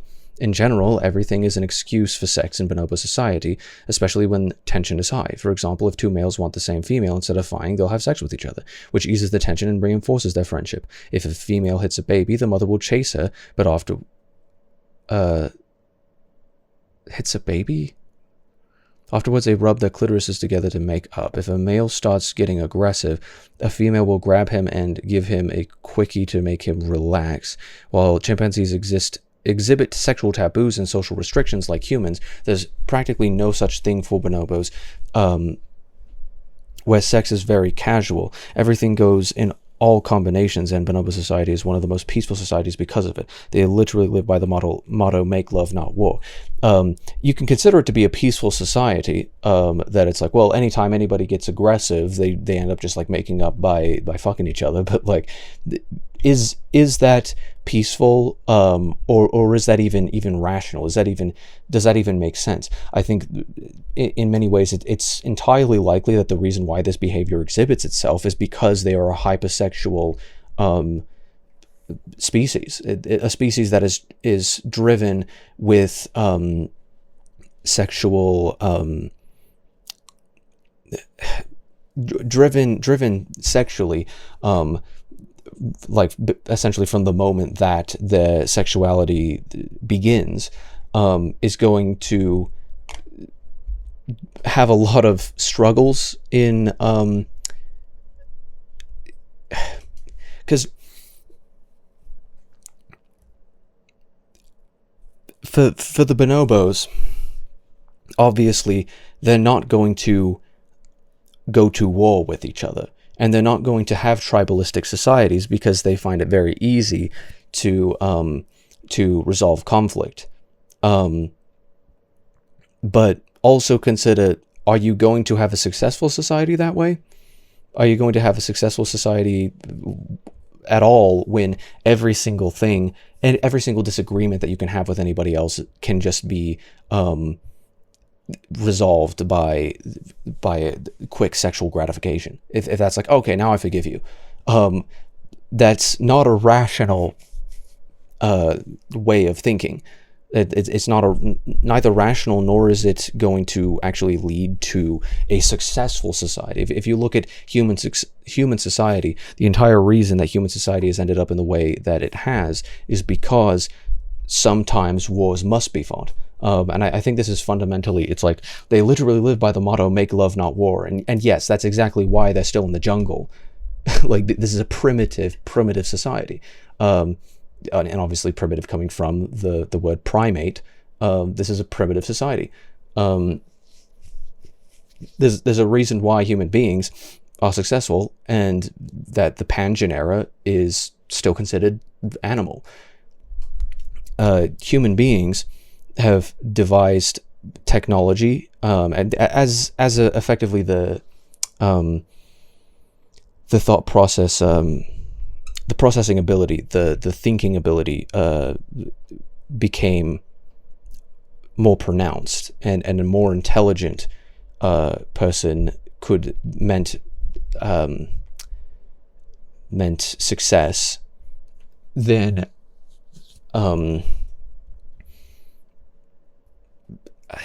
as humans became more intelligent, they were able to create more of a society they were able to create technology. They were able to devise, because it's not just technological innovations that is why human society is so successful. It's also because of ideological innovations. The fact that ideology even exists, the fact that communication exists, the fact that I suppose what they call it is that's what it's called. It's called behavioral modernity. It's a suite of behavioral and cognitive traits that distinguishes current Homo sapiens from other anatomically modern humans, hominins, and primates. So anatomically modern humans. Homo sapiens that are anatomically consistent with the range of phenotypes seen in contemporary humans from extinct archaic human species. Useful especially for times and regions where anatomically modern and archaic humans coexisted, for example, in Paleolithic Europe. Among the oldest known remains of Homo sapiens are those found at Omokabish 1, an archaeological site in southwestern Ethiopia dating about 223,000 to 196,000 years ago. Human beings are very young, by the way. The Floresbad site in South Africa dating to about 259,000 years ago. And but is this saying that there are Homo sapiens that are anatomically consistent with the range of phenotypes seen in contemporary humans, but they're not actually, they're only physically human? What's the difference? The binomial name species was initially thought to have emerged from a predecessor within the genus Homo from around 300,000 to 200,000 years ago. The morphological classification of an anatomically modern was that it would not have included certain extant populations. For this reason, lineage-based cladistic definition of Homo sapiens has been suggested. So there are certain extant populations today that are not considered anatomically modern? Really? As in, there are some Homo sapiens that don't look like Homo sapiens, but still are part of the species? That's very strange. Where are they? Are they on, islands and stuff? Are we talking about Homo sapiens line and combined Neanderthal Denisova line range? That's very strange. Either way, behavior modernity is the suite of behavioral and cognitive traits that distinguishes current Homo sapiens from other anatomically modern humans, hominins, and primates. Most scholars agree that modern human behavior can be characterized by abstract thinking, planning depth, symbolic behavior, art, ornamentation, music and dance, exploitation of large game, and blade technology, among others. I think simply the existence of technology, and I suppose technology by definition would be using physical, it's a tool, effectively, using a physical thing in order to achieve something easier than if you were just simply using your what you physically have. Technology is the application of conceptual knowledge for achieving practical goals, especially in a reproducible way. That's quite fascinating. So it's technology plays a critical role in science, engineering, and everyday life. Technology can be, the stick is heavy and blunt, and it's not a part of my body, so I can hit something else with it without minimizing harm to myself, but actually being able to harm something else, or to move something else, or to affect something else in some sort of a way that can make the force better than if I just beat it with my fists. That is quite possibly what was considered to be one of the things that differentiated the Homo from its predecessor, being the Australopithecus, is that they were able to use technology in that way, in just that simple way, where it's theoretical knowledge, stick heavy, hit, no hurt me, it no hurt me, it hurt them, like that type of a deal. So cavemen technically were using technology. So it's quite fascinating in that sense. But like, you can talk about, you know, you talk about the bonobos. Where is the conceptual thinking? Where is the complicated cognitive thinking behind, well, I may have hit your baby, but if we scissor for 5 minutes, we can forgive each other. Like, that fundamentally is not actually fixing the problem. It's like, oh, make love, not war. Well, clearly the societal rule cannot be, when you trespass against me, I reward you with sexual favors. If your society behaves in that way, you are not going to have ever a successful society, because that fundamentally means that the rights of the individual and bad behavior is actually rewarded. So their society is never going to be innovating. Like, and fundamentally the idea, the concept of make love not war, it's like, well, yeah, if we could all agree not to go to war and not to trespass against each other, as I believe Jefferson said, it may not have been Jefferson, but it was like, you know, if mankind was governed by angels, then there would be no rules broken. And well, if mankind were angels, there would be no reason for government, because we would all govern ourselves perfectly fine. If mankind was ruled by angels, then the government would be perfect, and there would never be anybody who would even have sort of the thought to trespass against each other, which, you know, is quite a fascinating concept. But it's part of the foundation of the American country, is that human beings are imperfect, and therefore we've devised a system here to ensure that every human being that exists in a society, and the necessity for society is essential in order to for the betterment of mankind. It's just it's very fascinating. It's like everything goes in all combinations. The Bonobo society is one of the most peaceful societies because of it. It's like, what if one person, like one individual in this society, pushes someone else off a cliff, and it's like, you know, that was or it's like, a male pushes another male off the cliff, and the offspring of that male are mad because it's like, that's my dad you just pushed off the cliff. And then it's just like, well, no, if I just like have sex with you, then you can forgive me, right? And it's like, oh yeah, no, that's perfectly fine. The cost of my father's life is absolutely worth the cost of having a quick sexual encounter with you. That is a fundamentally like, please try to apply this. Clearly, anybody who says make love not war clearly hasn't thought about this in a way that actually applies to humankind. If I were to kill your mother, I don't think it would be right for me to not be punished for that. And I don't think anybody will be happy with no punishment being put forward, just being like, well, we gotta make love. It's like, well, war is simply a broad scale, on a broad scale, is physical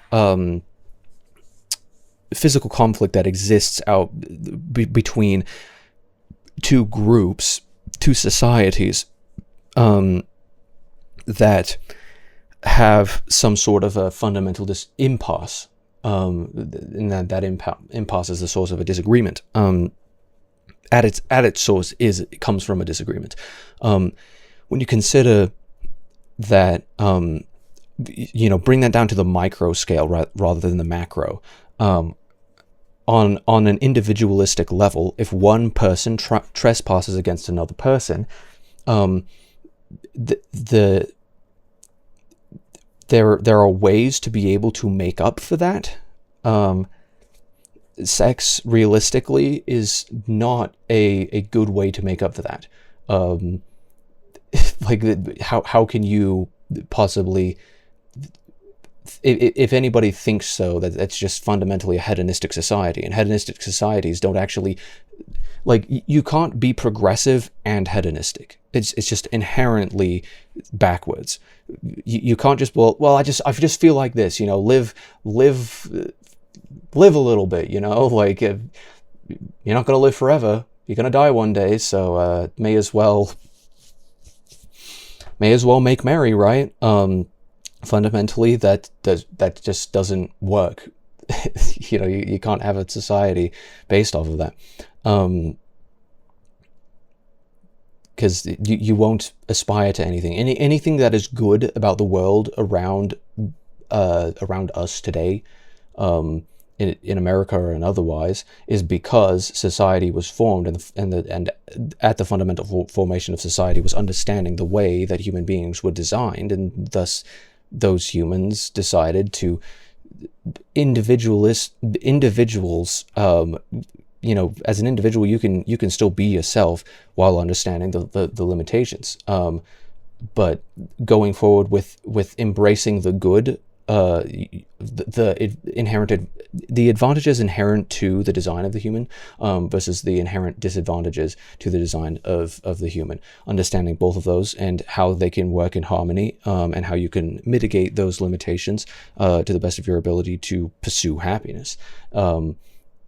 And also understanding that if your ability to pursue happiness intercedes with someone else's ability to pursue happiness, then you're at a fundamental impasse, and that impasse must be resolved before being able to actually progress forward. So inherently, a progressive society cannot be one of a hedonistic society, because a hedonistic society is just like, well, I just want to have sex, and you also want to have sex, so we can just all have sex together like the bonobos, and we can just live that way. It's like, yeah, and you will live in the jungle forever, and you will never have technology, and you will never have a successful society, and you'll never embrace any sort of a higher way of thinking, a more complicated, more intelligent way of thinking. Fundamentally, wars are fought over impasses. If one person says, I want to take everything that you own and make it my own and defile everything that you love, and you say, I want you to leave me alone, and both of those ideas cannot exist without conflict arising. That conflict is natural, and some things are absolutely worth waging wars over. If you can't understand that in an individual perspective, then I don't think you're truly you are thinking like a human. Fundamentally, human beings can't exist that way. I think effective, especially when you consider the progression of humans physically, but also human society. The human brain is not going to be happy when someone trespasses against themselves, trespasses against them. The human brain is going to want some sort of recompense for that. And if you have the idea of make love, not war, it's like, okay, have you ever had a disagreement with somebody? Like, did you just lie over and take it when someone did something to you? Or is there actually some things that are worth defending?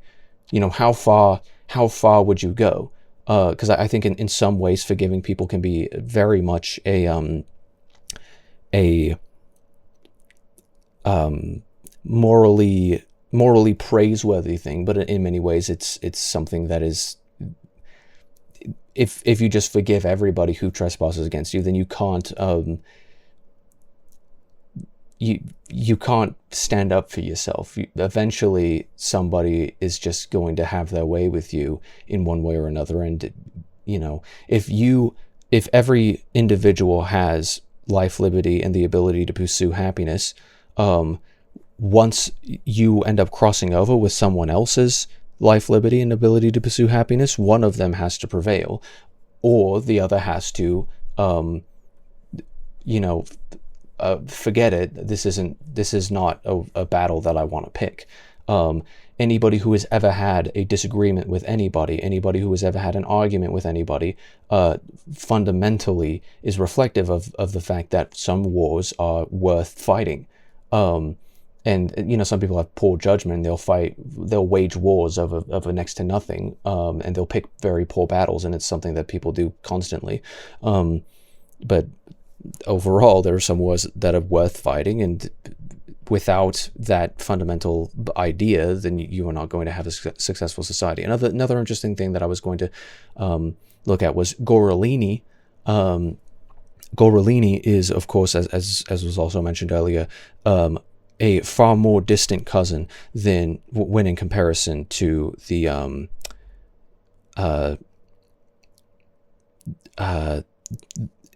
because you have primates, you have GORRILINI, and then split off from that you have hominini, and hominini has Pan being bonobos and chimps, and Homo being human beings. So GORRILINI is a separate ancestor, a split off of the common ancestor from hominini. I suppose you could say that they evolved separate to the common ancestor between everybody within the subtribe of hominini. But it says gorillas live in family groups, typically with one silverback male and 5 to 10 females. Silverbacks don't have to worry about competition from other males, which is probably a good thing because they also have one of the smallest penises compared to body size in the animal kingdom, 4 centimeters. But not to worry, because that is just the right size for a female gorilla. It's something interesting to consider, because human beings are designed with all the others in mind. I did think it was interesting that one of the replies there down in the corner was, bonobos do it right. It's like, do they though? When they're mad, they get a quickie. That's neat and effective. When you fight, you rub glits. It's only natural. It's like, what do you think this incentivizes? Do you think this incentivizes people to not be mad at each other, or does it incentivize people to be mad at each other? Because if I can just be mad at everybody, it just means I can get sexual favors from everybody, because that's how we resolve conflict. It's like, yeah, it doesn't work. This is a fundamentally stupid and broken idea. I actually don't understand how people can embrace this. Oh yeah, the kiwi is interesting. Because when they get pregnant, it's like the egg is like, but yeah, again, I can't believe you posted this woke nonsense. It's like, who do you think you're convincing? Unbothered, moisturized, happy, in my lane, focused, flourishing. Humans are not remotely related to any of those. Lol, very wrong. Chimpanzees and bonobos are mentioned in this thread. Literally are our 2 closest relatives. It's like, yeah, closest relatives, still not in the same species, still only within the same the same sub-tribe, which is a cladistic tribe. It's like, if they, the closest relatives, then why don't you go and try to integrate yourself into their society, see how it works out? Their society, it's like, why do you think our society is the way that it is? Why do you think human society exists in this way? It's not because we make love, not war, and it's not because wait, where did it talk about chimpanzees? Because, oh, right. Because part of the reason why GORRILINI is really interesting is because this is a perfect example of sexual dimorphism, and it's still more tangential than bonobos, but it's still very clear. It's like, look at this example of sexual dimorphism. Males are large and stronger and protective, and they have one silverback male to 5 to 10 females, and they live in big old family groups. This is fundamentally a polygamous society. One male to several females. The male is large, and it's it's strong and it's protective. It doesn't have to worry about competition from other males, but they still have to protect themselves and protect and provide for their family. This is sexual dimorphism, and it's a polygamous situation. Does that mean that humans should also be polygamous? Because gorillas are polygamous. Humans are more closely related to humans are more closely related to gorillas than they are to all of these different spider species and fish species that are mentioned for, completely non sequitur reasons. But still further away than bonobos. But bonobos and chimpanzees, where are the chimpanzees mentioned? I don't remember chimpanzees being mentioned in this, because it's like, well, they're the bonobos and they're the gorillas.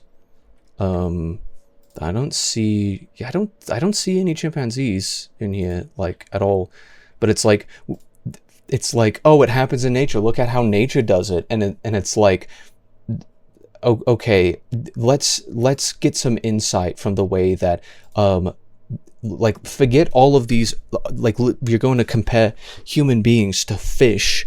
It's like, well, a fish does it, that means we can do it too, right? No, absolutely not. Like, this is a completely stupid thing to say.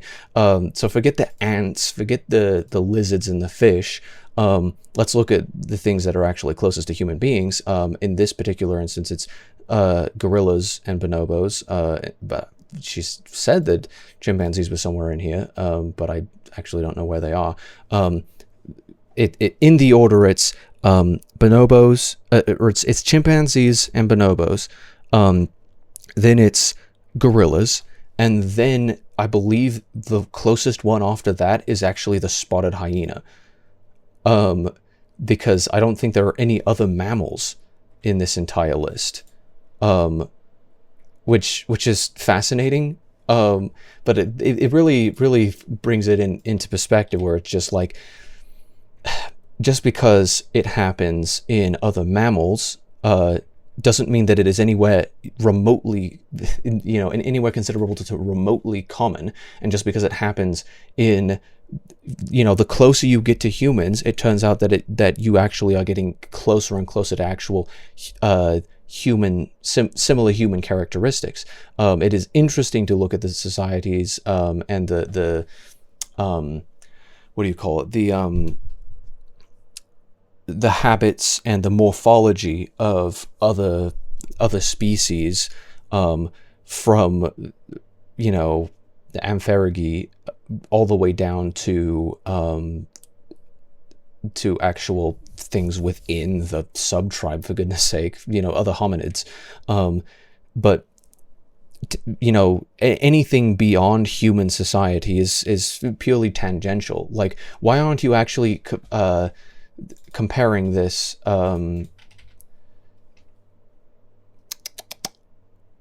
to actual human society? I forget what it is. Because it's like, if you really want to make a good comparison that actually, like, works in context, then compare it to actual human society, and human society within the actual modern era. Because it's like, oh, well, you can talk about the Australopithecus and stuff. It's just like, yeah, Australopithecus is far more similar to humans, because Australopithecus is actually closer to the human descension than chimpanzees and bonobos are. So let's look at Australopithecus. Well, we don't know all that much about it. You don't even have to go that far back in time to find a common ancestor. You can just go back a little bit, and it's like, this is a perfectly good argument that can be made here. Quit being a wimp and dress manly like the good old days. Nail polish. I don't know, the Ur of Chaldeans, 3200 BCE. Lace collar and cuffs, Henry II de Lorraine, 1563 to 1624, puffed sleeves, King Gustav II Adolf, makeup, King Louis XVI, lovelock hairstyle, King Charles I of England, low-necked skirts, Renaissance in Italy, corsets for men, Great Britain in the 19th century, skirts, King Henry VIII, is that the 8th, or am I insane? Medieval suspension method, 14th century. Thick legs smells very nice. That's always my favorite part. It's like, we don't. That's neither here nor there. But silk stockings, hose, high heels. King Charles, King Louis, ballet dance. Astolfo, legendary male paladin, 9th century, which is obviously completely fictional. Pink costume, 18th century France. All of these things are actually going back and looking into human society, and in human society there was a certain amount of as you could see with the Aves, where males were looking very pretty and very impressive and very expressive, rather than the females. And it's like you can be manly, and obviously it's still in a way it's closer to modern human society, but it's still tangential to modern human society and American society, in the sense that they're still older habits, older clothing being worn and whatnot. It's just like, well, what is more recent now? And that's the thing, is like, well, why did we leave it behind at that point, and why did we move towards something else like this? Was there a moral reason behind it, or was there any sort of, is there any solid argument that actually says that men should dress in this way rather than this way? The way that I see it is, fundamentally, clothing is technology that exists for many purposes. It can exist to show off, and it can exist to as a form of expression and communication, in a sense. Mostly it exists just to cover the body, because body hair is becoming more and more of a vestigial organ as time goes on, where it can be seen as attractive and impressive in many ways, but it actually doesn't serve anywhere near as much purpose as it used to, because there's been more and more clothing that can be worn, rather than just living with the hair.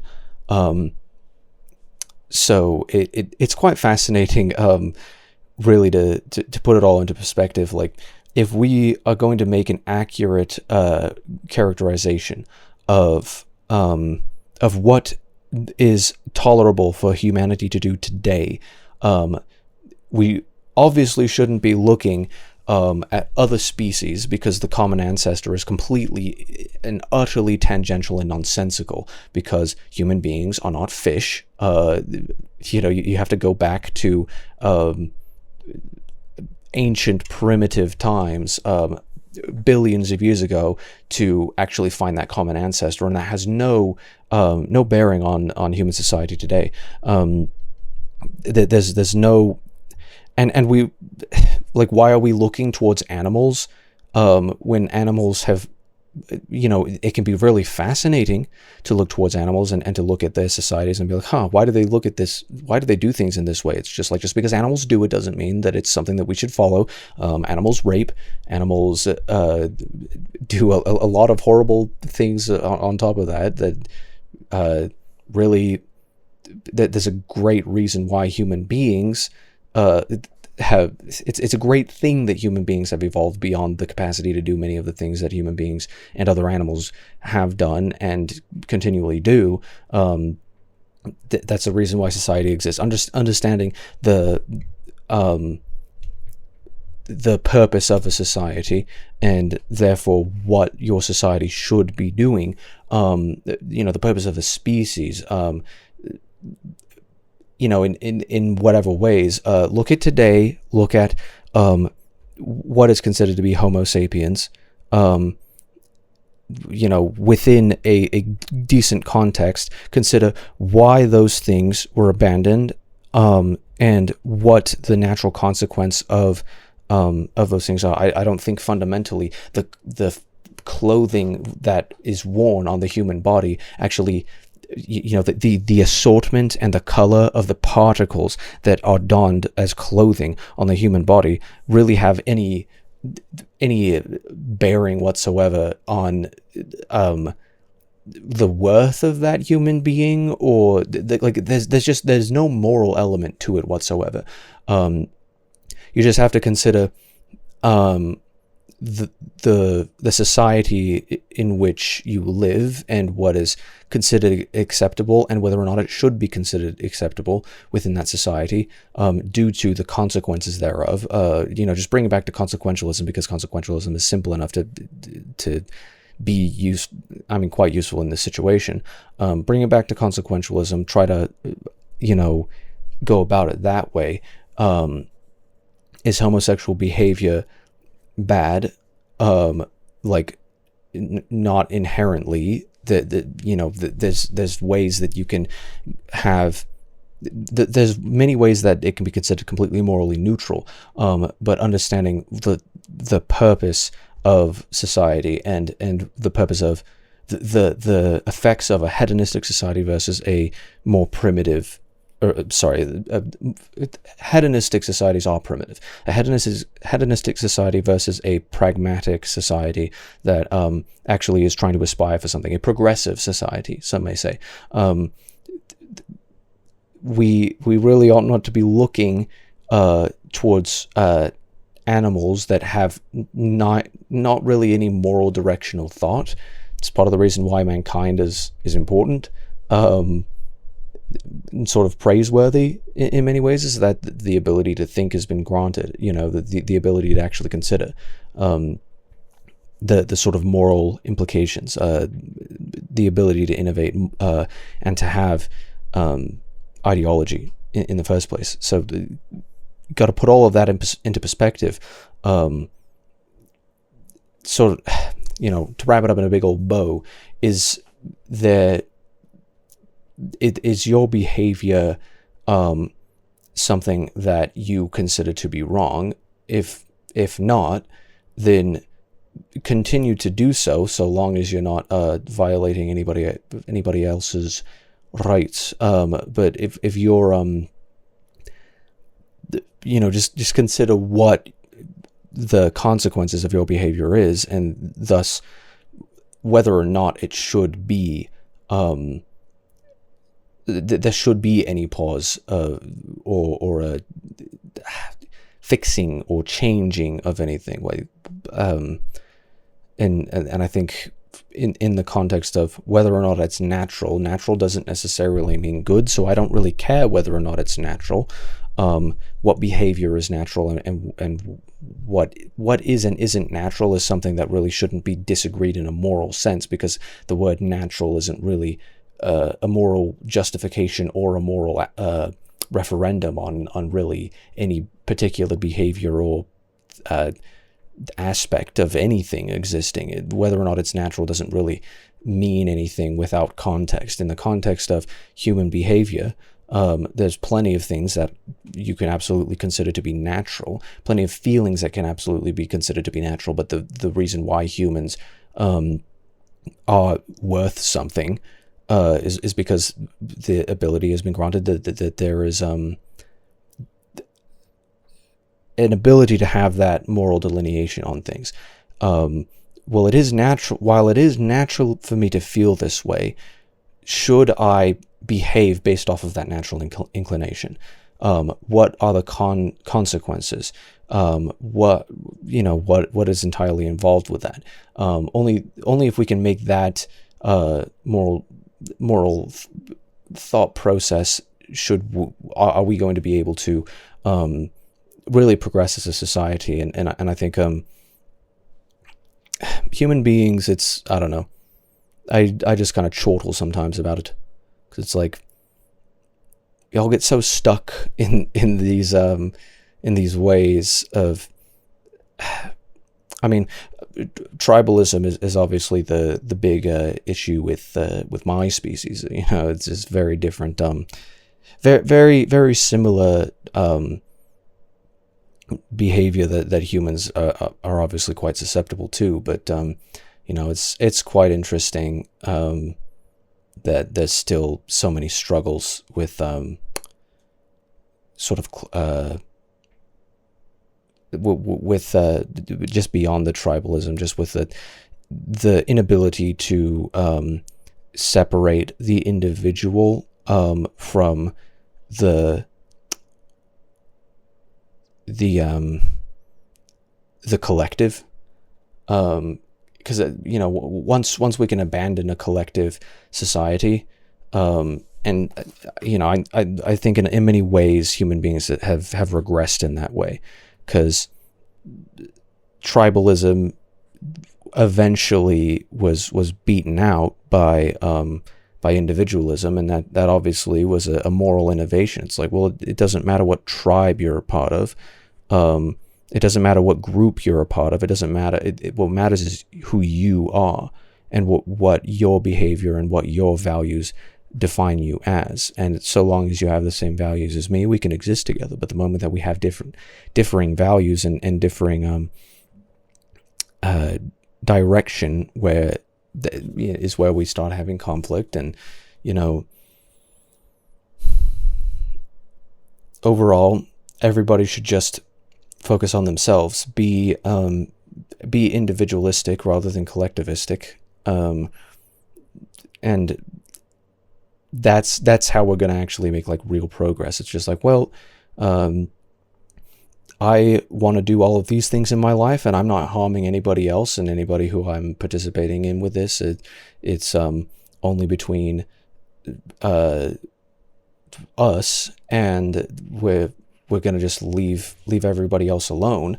Where it becomes an issue is where, well, collectivistically, the fact that I am different from everybody else ends up getting combined with sort of a I suppose it's an ideological fascism of sorts, where it's just like, because you wouldn't do what I do, I need your validation in order to think that I can continue behaving in this way. It's like, well, why do you need anybody else's validation for anything that you do? If somebody doesn't like you for your behavior, why do you have to care until they start trying to trample on your abilities to pursue happiness in the way that you would like to?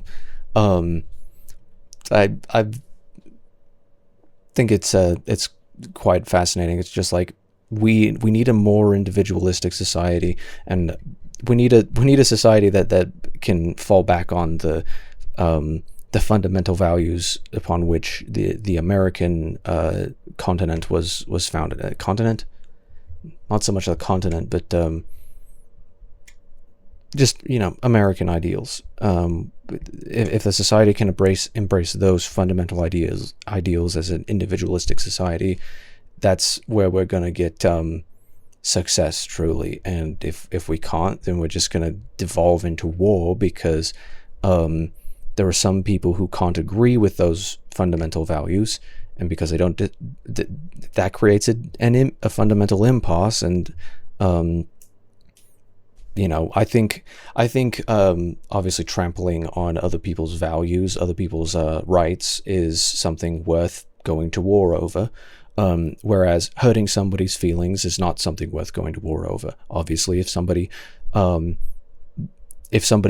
anybody agreed, it's just like, well, my feelings are hurt and I'm not happy with you, but I can leave you alone still. Like, I can bury the hatchet, and I don't have to like go to war with you over you hurting my feelings. But that's not the way that many people, in particular the modern American left, or I don't know, maybe someone on the more insane side would say the globalist agenda, you know, but that's not the way that many people think nowadays. And so something that's going to end up potentially being a problem. It's a problem that needs resolving. It's either in, you know, hey, let's all take a step back from this and think about what's right and stop trying to validate to take out our emotions on other people by trying to force them to exist in the same what's the word? I don't know, just you don't have to validate anybody. You should not seek validation of your own emotions from anybody else unless you know that person cares about you. Because it's like, well, this is within my family here. I'm going to care about other people, everybody's feelings here. When it's outside of my family, my sympathies become far more limited. And it ends up being like, well, I'm starting not to care so much about how you feel versus how you've what you've done. And I think that kind of brings it full circle with sort of the Too Mad situation that I was briefly talking about earlier as well. It's just like, well, it begins to be less about how you feel and more about what you've done and the consequences thereof, and those are a little bit more important than how you feel, because you're gonna feel justified no matter what. The human brain wants to justify things, wants to justify itself. It doesn't want to exist with cognitive dissonance, but it doesn't take away the harm that you do to others, and it especially is not taken away by just having sex with everybody all willy-nilly, just all over the place. Just, oh, I can just do that, and that's how we solve all of our problems. It's like, okay, have fun living in the jungle, I guess. But as for the rest of human society, there's got to be some realistic decisions made here. So yeah. Anyway, I may or may not stream later. I'm still trying to figure out a lot of things with life and completing some other projects that are sort of making it a bit difficult to hop on and stream all the time. But yeah, I don't even know if I got the podcast up and everything, and there's issues with that as well, as per usual. But either way, I believe that sort of wraps it up for today, and I shall bid this entire concept adieu and finally cool off, because this stupid room just doesn't get enough cooling. So anyhow, anyway, we'll be seeing you.